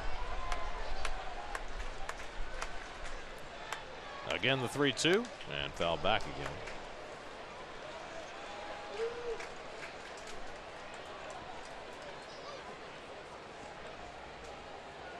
Short sleeves on a cool night. It was 63 at game time. Was ever thus. San Francisco in the summer. 8th pitch to Hernandez, and he fouls off another one. Mark Twain had it right. He certainly did. Coldest winter I ever spent was a summer in San Francisco. I spent many a cold summer here. Bless you. That was on cue. And the slider fouled off, and the battle continues. Hardest working at bat for Wheeler tonight. After giving up a run here in the 7th, he's thrown 9 pitches to Hernandez with no result. Well, the fans come ready here. You got to give credit for that. You wouldn't do well here. You know, for 3 days a year, it's just fine. It's nice here in the winter. It's beautiful in the winter. Struck him out. Got him with a slider. Wheeler strikes out Hernandez on the 10th pitch of the at-bat. 9 strikeouts for Wheeler, but the Giants coax a run and lead 1-0 after 7.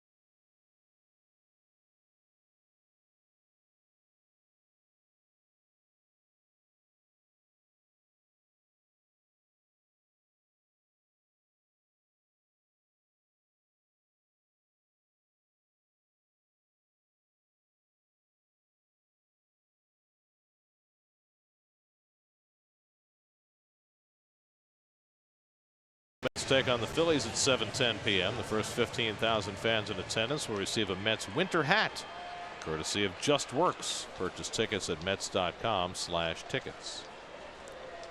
Changes for the Giants. Gregor Blanco goes into play left field. He'll bat 9th. And the veteran left-hander Tony Watson into pitch. He'll hit 6th. Watson has held his opponent scoreless in 11 of his last 13 games, and the Giants bullpen over the past 8 contests have been posting an ERA of 1.93. They've kind of stepped it up. A wonderful outing for Andres Suarez, his 2nd straight appearance of 7 scoreless innings. Devin Mesoraco takes a changeup for a strike. Mesoraco in his return to the lineup has popped up twice. This 6 games with a neck strain. Nimmo on deck, then Reyes, pitcher due up 4th in the inning. And Mesoraco fouls off the fastball. The ball and a strike. StatCast AI powered by Amazon Web Services. You see Mesoraco, pretty much a pull hitter. And yes. Giants play him as such. Not surprising. We've seen enough to know that. In tight to Devin, 1-2.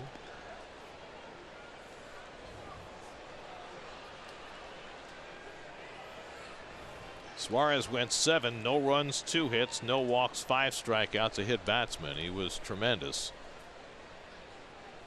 And the backdoor slider gets Mesoraco looking for the first out. So 1 out and nobody on, and now a quick message from Citi. Think fast. What?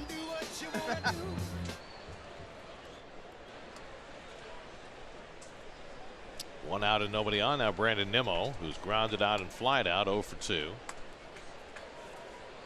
know, the Mets bullpen is going. Robert Gazelman is up, But you have to figure if the Mets do not get a base runner and Wheeler's spot doesn't come up, that he would go out there and pitch the bottom of the 8th.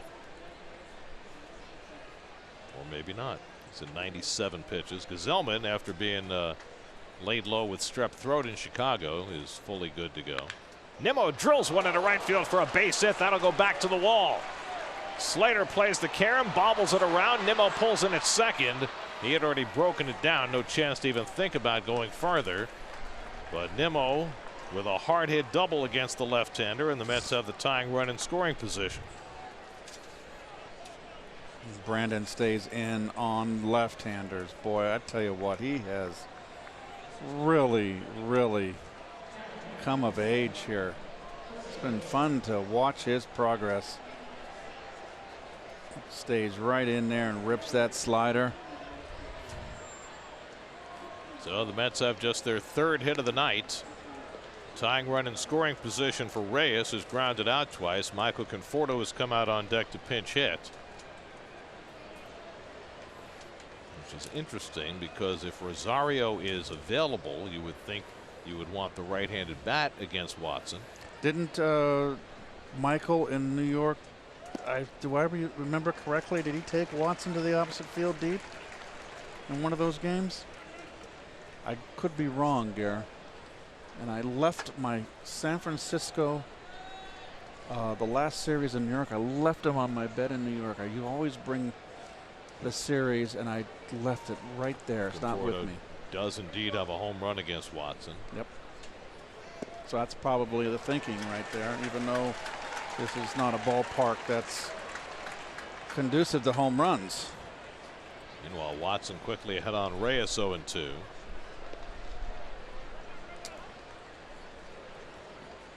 Jose has been up twice, grounded out both times. And he gets one in on the fists and fouls it off.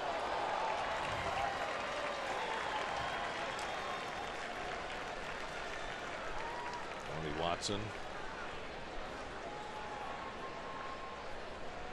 Long tenure with the Pirates. Now a mainstay out of the Giants bullpen. Reyes has 2 hits and 4 career at bats against him. Nimmo at second with 1 out.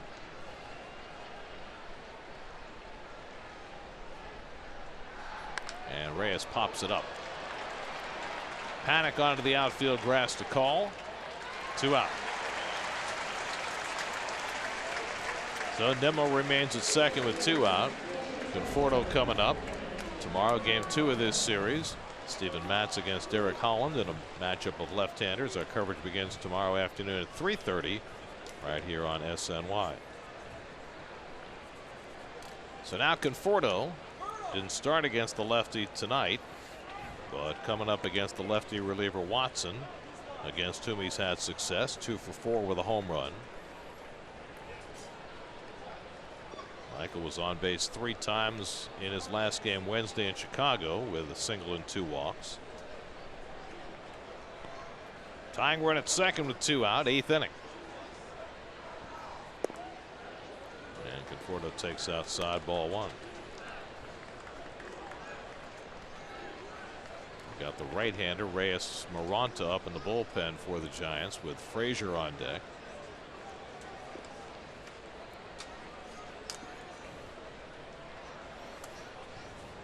And nobody covering.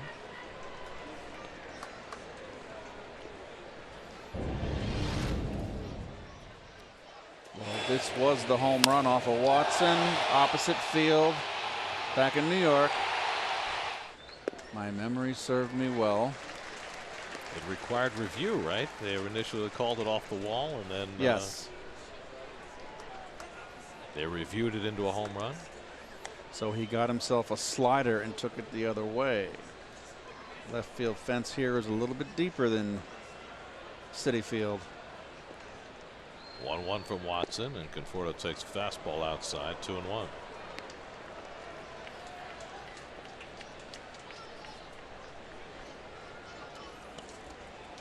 This is not a good home run hitter's ballpark. They had the all-time home run leader play here, and he hit a lot of home runs here, but it does not play small. There's a good slider by Watson to get even 2-2. Well, Barry Bonds pulled a lot of his home runs. Only 309 down the right field line. And here's the slider right here. 365 in dead right field. And then 421 in triples alley in right center. Correct. That'll kill you. So you got to pull it and get it in the air with that high fence. 2-2 to Conforto. Frazier would be next. And Michael takes a slider out of the strike zone. 3-2.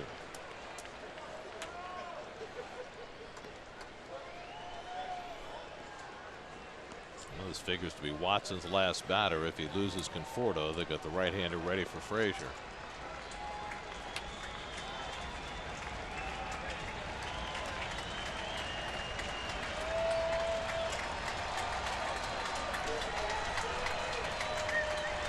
Three-two coming. And it's bounced on the right side. Panic takes care of Conforto, and that retires the side. Nimmo doubles. He's left stranded. We go to the bottom of the 8th. Still 1-0 San Francisco.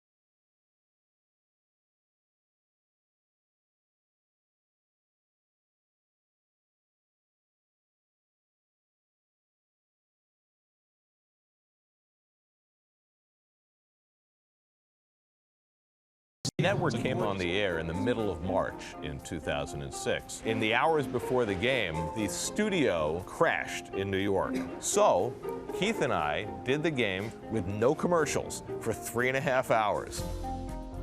Gary Cohen's 30th anniversary series, presented by Spectrum, continues as he shares his memories of the first ever Mets broadcast on SNY.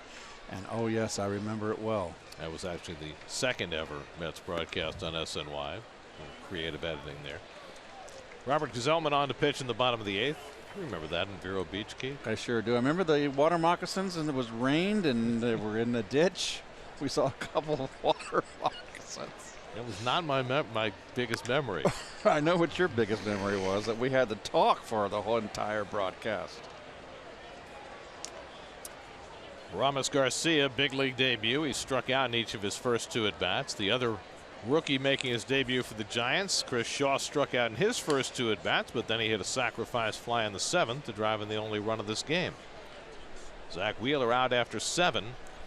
Another terrific outing for Zach. That's driven to deep left field by Garcia, and that ball is gone.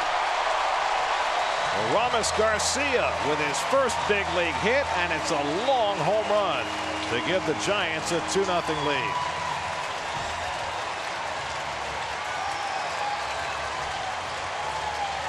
So each of the rookies making their debut for the Giants tonight has made their presence felt. Garcia, who hit 11 home runs in the minor leagues this year, now has his first big league home run, his first big league hit. Ah, there they are. Can you believe it? Met fans all of a sudden are rooting for a different team.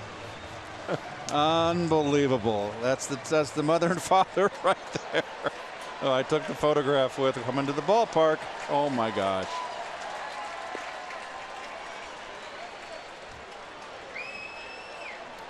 Quite a moment for the 25-year-old out of Florida International, Aramis Garcia, as he clubs his first big league home run.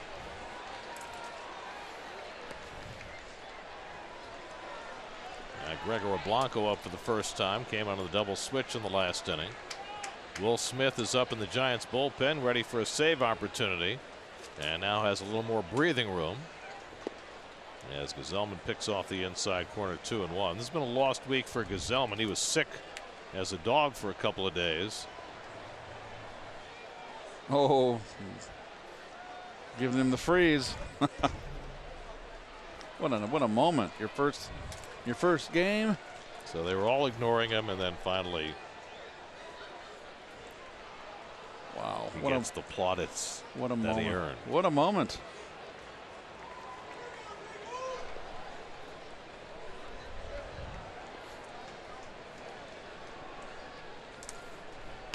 Blanco drives one back toward the fence and right, and it's off the top of the wall. Blanco heads for second, and he dives in safely with a double. So Gazelman back in action after a rough week physically, and he's given up a home run and a ringing double to his first two batters. Look at the target, low and away, and watch, it's up and in. Yep. And that's where Gazelman gets in trouble with a sinker ball pitcher. When he gets the ball up, the sinker ball flattens out. And Garcia was on it. And the family recognized very quickly that this was going to be a moment they would never forget.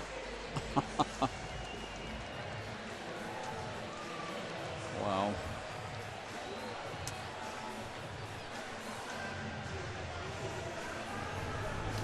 Gazelman out, Daniel Zamora coming in. Call to the bullpen brought to you by Verizon. Rough outing for Gazelman, 2-0 Giants. We'll be right back.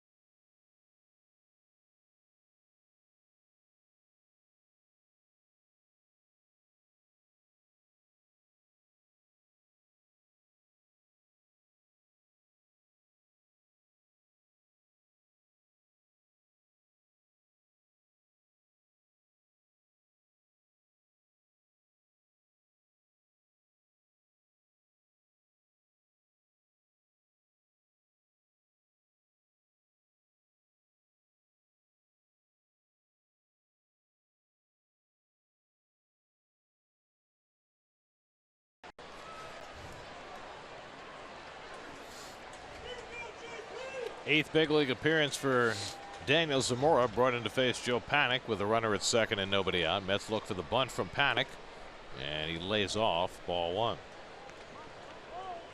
Zamora had a rough time in Chicago, gave up a home run on Monday to Anthony Rizzo, gave up the game-winning hit to Ben Zobrist in the suspended game.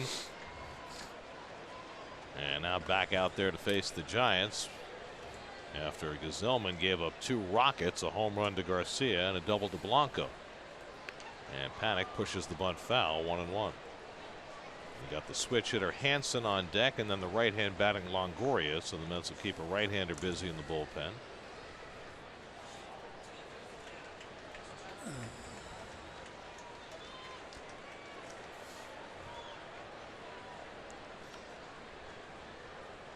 Drew Smith is up.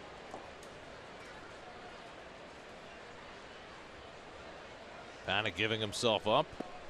And he misses on the bunt attempt on that nasty slider by Zamora, and it's 1-2. Well, Panic not used to bunting, and you can see he stabbed at that one. He's got number 12 on. That's Jimmy Davenport's number, the Gold Glove third baseman for the Giants when I was a kid growing up.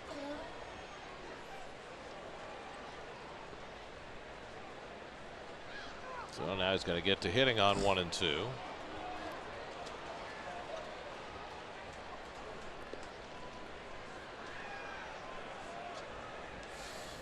Five-year-old Daniel Zamora, who's come up from Double-A and certainly made an impact with that sweeping slider.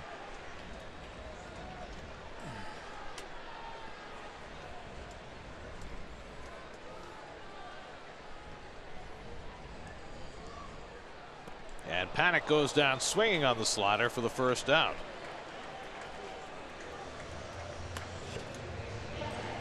So 1 away. Here's your drive around the majors, brought to you by Cadillac. As Dribble Cabrera with the walk-off home run. The Brewers won in Washington behind Jhoulys Chacin. And the Cardinals won as well, so that tightens up that NL Central race. Oakland's gone back in front of Seattle 6-5 after they built a 5-0 lead, and the Mariners came back to tie. The Astros won tonight, so the A's can get within a game and a half of Houston in the AL West. Here's Alan Hansen turning around about right-handed, and he fouls off the breaking ball.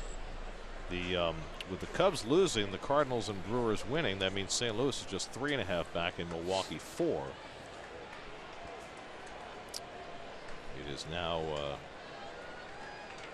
after midnight Eastern, which means that no more deals can be made for players who would be postseason eligible, but there were certainly a passel of deals made the last 48 hours. Including the Brewers picking up Gio Gonzalez and Curtis Granderson. Andrew McCutchen going to the Yankees. Josh Donaldson to the Indians. All postseason eligible.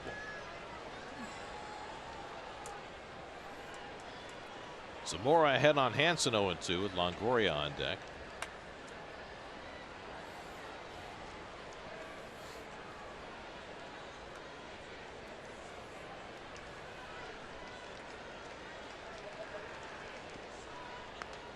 Hansen fouls back the fastball. The fastball is always a surprise from Zamora. He's thrown his slider over his first 7 big league outings 84% of the time.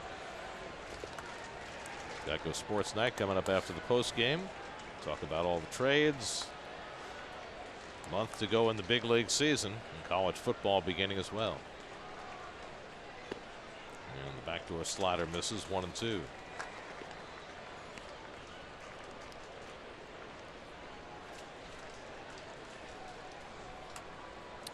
So with the deadline passing, then means that the Mets are hanging on to guys like Jerry Blevins and Devin Mesoraco, Wilmer Flores, all of whom have been rumored to be candidates to be moved.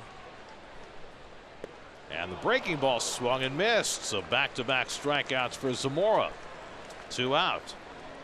Well, do you leave him in to face Longoria, or do you bring in the right-hander? 4. Or you walk him intentionally? Walk and face Belt. Belt against left-handers this year, hitting .228 coming into the game. So Belt gets the Longoria gets the abracadabra intentional walk. That is the first walk of the game for either side. And so Belt will bat with 2 out and 2 on. Belt scored the only run of this game after doubling just over Flores' glove down the right field line in the 7th. slider misses inside for ball one. Rosters expand tomorrow. Mets have announced that they're bringing up 2 players tomorrow. Both pitchers, Tim Peterson, who's been here before, and Eric Hanhold, who has not.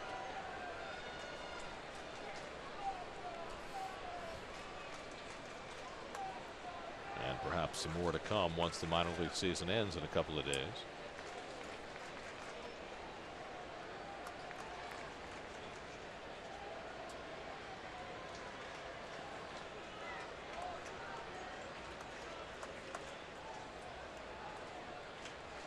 And the slider hit deep to right center. Back goes Bruce, looking up near the wall, and it's off the fence.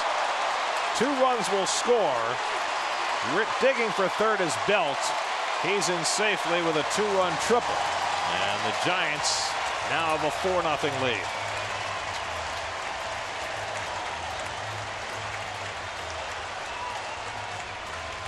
That is a home run in any other ballpark, but not here with Triples Alley. And Belt settles for the seminal triple. Well, 2 RBIs in it. He'll take it. And 2 outs. You're running on contact.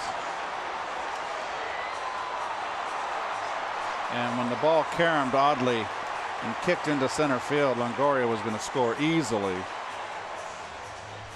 And that's a game breaker right there.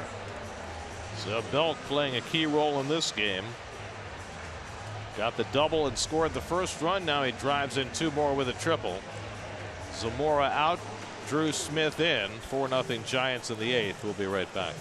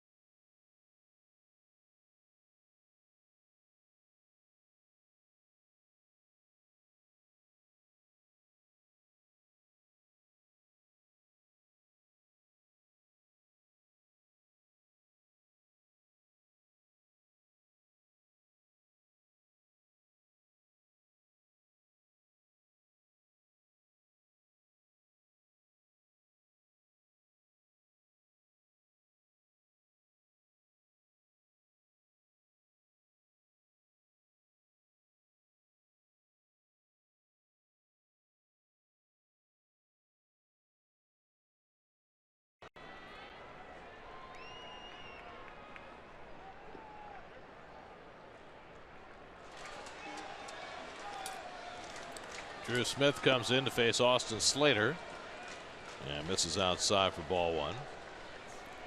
Smith pitched on Wednesday in Chicago, a 1-2-3 8th inning. He has been really good. Just 3 walks in 16 2/3. Coming right after people. And Slater fouls one back, 1-1. So a scoreless game until the 7th. Giants scratch out a run in the 7th and then pour it on with 3 in the 8th against the Mets bullpen. After Wheeler went 7 terrific innings, Gazelman gets charged with 2. Zamora thus far charged with 1. Slater a double in 3 trips, and he lines one to right field, and that'll bring in another run. Belt trots in to score. Austin Slater adds an RBI single. It's a 4-run 8th inning for the Giants, and they lead 5-0.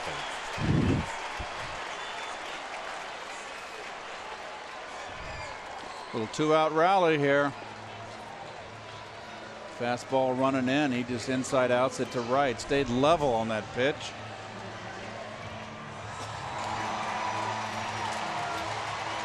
Now Hunter Pence will pinch hit for the Giants. Pence batting for the pitcher. Well, they had Will Smith up in the bullpen. Looks like he is still warming up, even though it is no longer a save chance in the ninth for the Giants.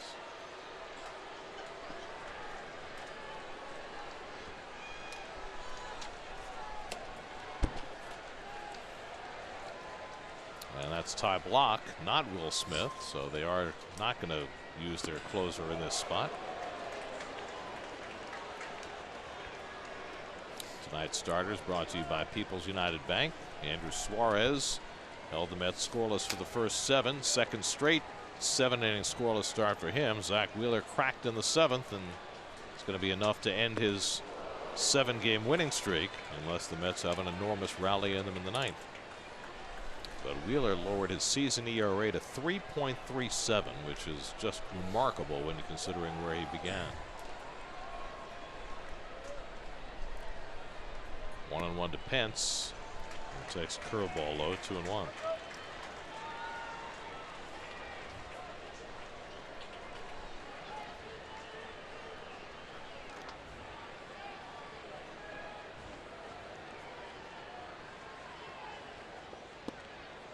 That curveball bends in for a strike, and it's 2-2.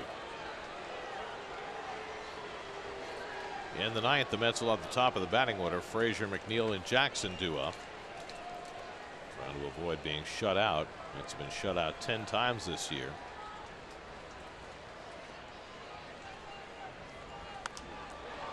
Pence fouls it away. Watch SNY Mets games on the go on any device with live streaming presented by Verizon. Just visit SNY.TV or download the NBC Sports app today for live streaming coverage of every SNY Mets game. 2-2 from Smith to Pence, and the curveball just missed inside. Full count.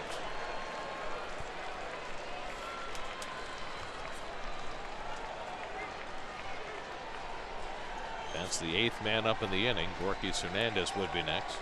Giants have scored 4 against 3 Met pitchers here in the 8th. And Pence lays off, ball 4. Smith kept throwing him curveballs, and Pence works out a walk. And the inning continues.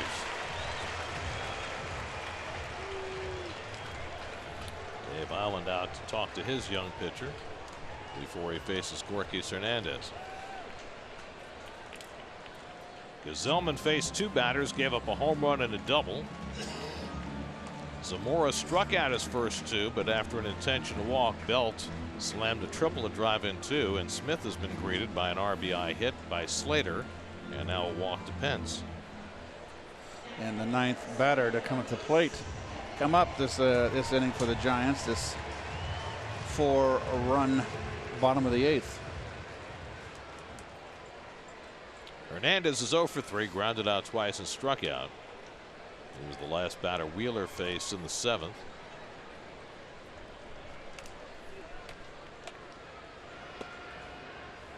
he takes a fastball in the corner, 0-1. Aramis Garcia, who led off this inning with a home run for his first big league hit, is now out on deck.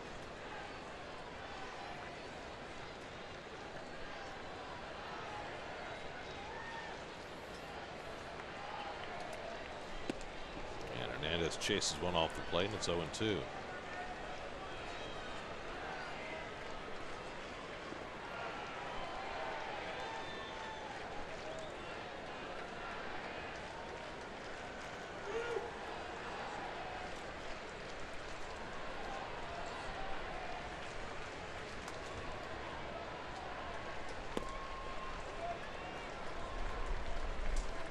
Dodgers have gone in front of Zach Greinke and the Diamondbacks 3-2 in the 8th.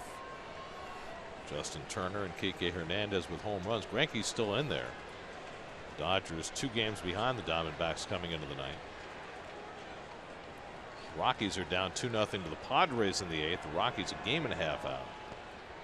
And the curveball from Smith misses, and it's 2-2. He's trying to use that curveball as a put-away pitch, and he's not throwing it for strikes. Can't get it over. All the division races are tightening. The East got tighter today, the Central, and the West may as well if the Dodgers hang on and win that game against Arizona. 2-2, and Hernandez fouls it off. A lot of teams are young and have not been in a stretch run.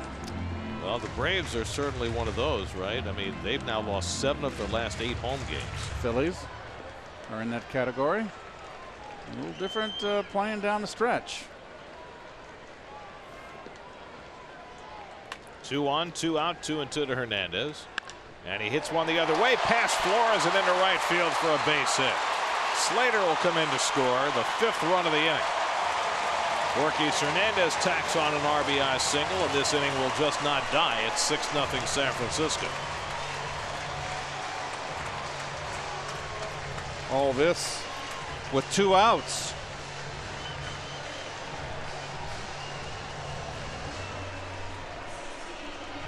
Ball ripped, just get out of the way, Hunter, and all the ball came up on Wilmer. No chance for that. So the Giants have batted around, and now Ramos Garcia, who made his family and the entire Giants community very happy by homering to lead off this inning, gets another crack. 1st and 3rd, 2 out. Garcia spent most of this year in Double-A, played just 10 games in Triple-A before being called up when Buster Posey underwent season-ending hip surgery, making his debut today, and it's already been a shining one. He's caught a shutout so far, and he's hit a home run. It's about as good as you can do as a rookie catcher in your first big league game. I would think so.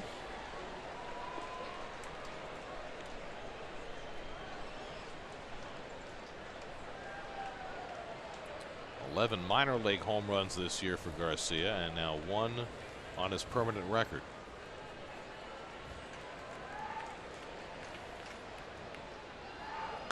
And he fouls off the curveball, and it's 1-2.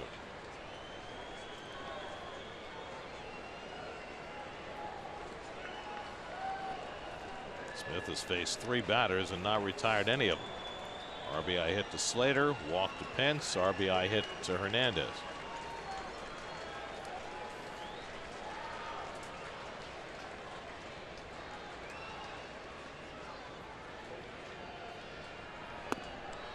Garcia takes high 2-2. This inning is not quite to that point yet, but it's starting to feel like that game against the Nationals.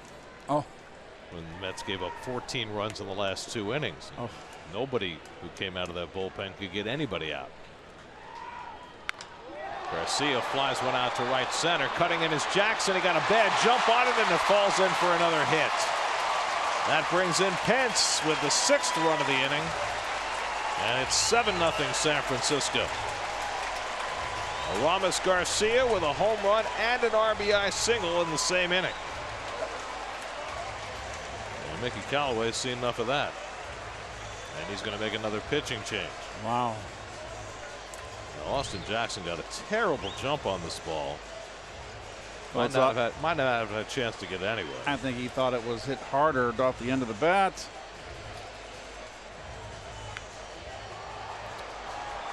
This is just too much. 2 hits in 1 inning in his first big league game. This inning has more to play. We'll be right back.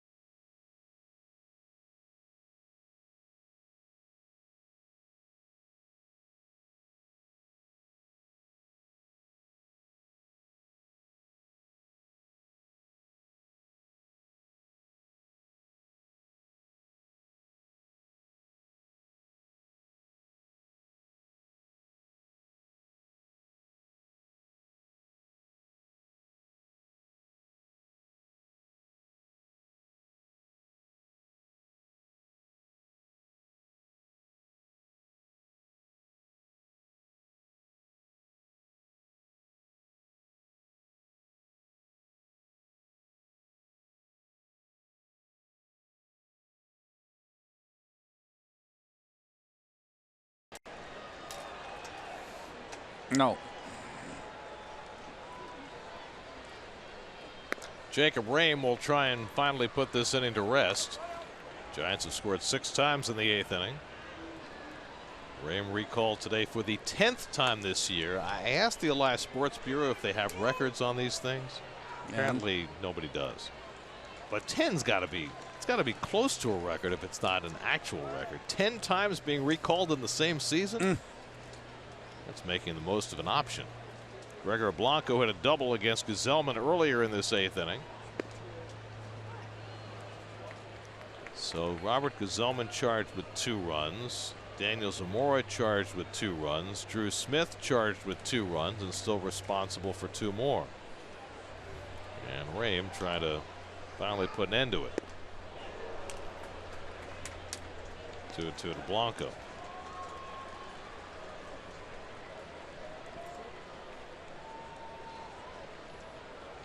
Blanco recalled when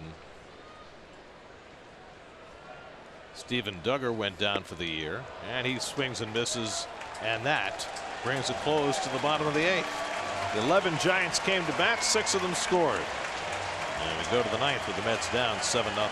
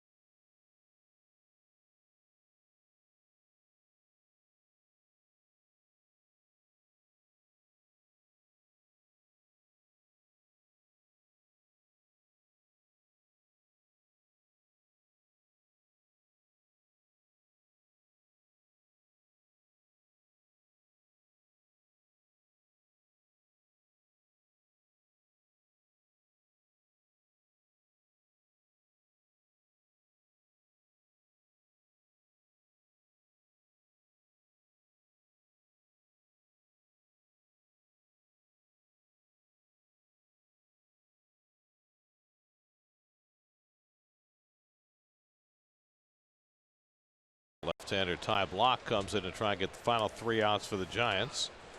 Trying to finish it off for Andrew Suarez, who was terrific tonight. Todd Frazier leading off.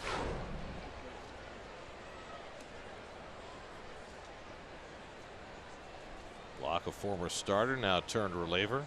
And another Giant born on October 20. No, you're kidding. Now, 1990. I can't believe it. Chris Shaw was 1993. Starting left fielder, October 20th, and now Ty Block. Can you believe that? No. I think they're taunting you. All these October 20ths flooding into the game. Oh. I think they'll be celebrating their birthdays more than I will. And Frazier called out on strikes. So Todd's first ever game as a big league leadoff hitter results in an 0 for 4 with a couple of strikeouts. It's a spot he probably won't be finding himself in again very soon. So 1 out. Here's Jeff McNeil, who has one of the Mets' 3 hits in this game. That was a double back in the first. He was also hit by a pitch in the 7th. Mets had their best scoring chance in the 7th inning. They got the first 2 men on against Suarez, but then a fly out and a double play took them out of that threat. And the Giants scored a run in the bottom of the 7th, tacked on 6 against the bullpen in the 8th, and that pretty much was that.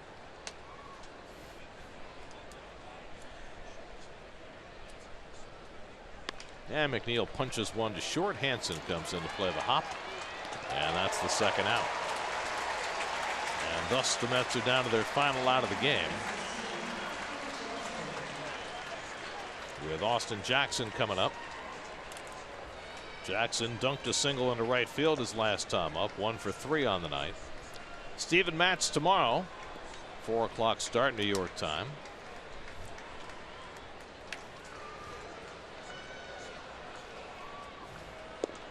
Jackson takes a knee-high fastball for a strike. The Giants bidding for their 13th shutout victory of the season.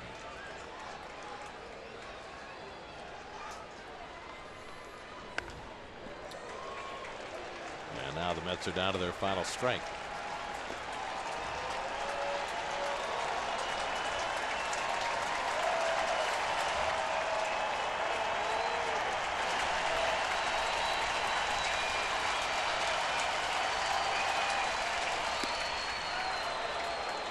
To Jackson. Wilmer Flores would be next. Mets had won 5 straight games at AT&T Park going back to 2 years ago, but not tonight. Ty Block strikes out Jackson to end it, and the Giants finish off a 3-hit shutout. Andrew Suarez outdueled Zach Wheeler. The Giants poured it on late, and the Mets fall to 1-3 on this road trip as they're blanked by the Giants tonight, 7-0. Well, you can look. There's no offense tonight. Only 3 hits, as Gary mentioned. But Zach Wheeler again will be a tough luck loser tonight. Falls to 9-7. 7 powerful innings, 4 hits, 1 run, 9 strikeouts, no walks, but no run support. So Wheeler's 7-game winning streak comes to an end. And the Giants continue to get outstanding starting pitching. That's their 3rd shutout in their last 4 games, as they beat the Mets tonight 7-0. The game summary presented by DraftKings. Andrew Suarez's 2nd straight 7 scoreless inning start, and Wheeler suffers a rare defeat as he is beaten tonight despite giving up just 1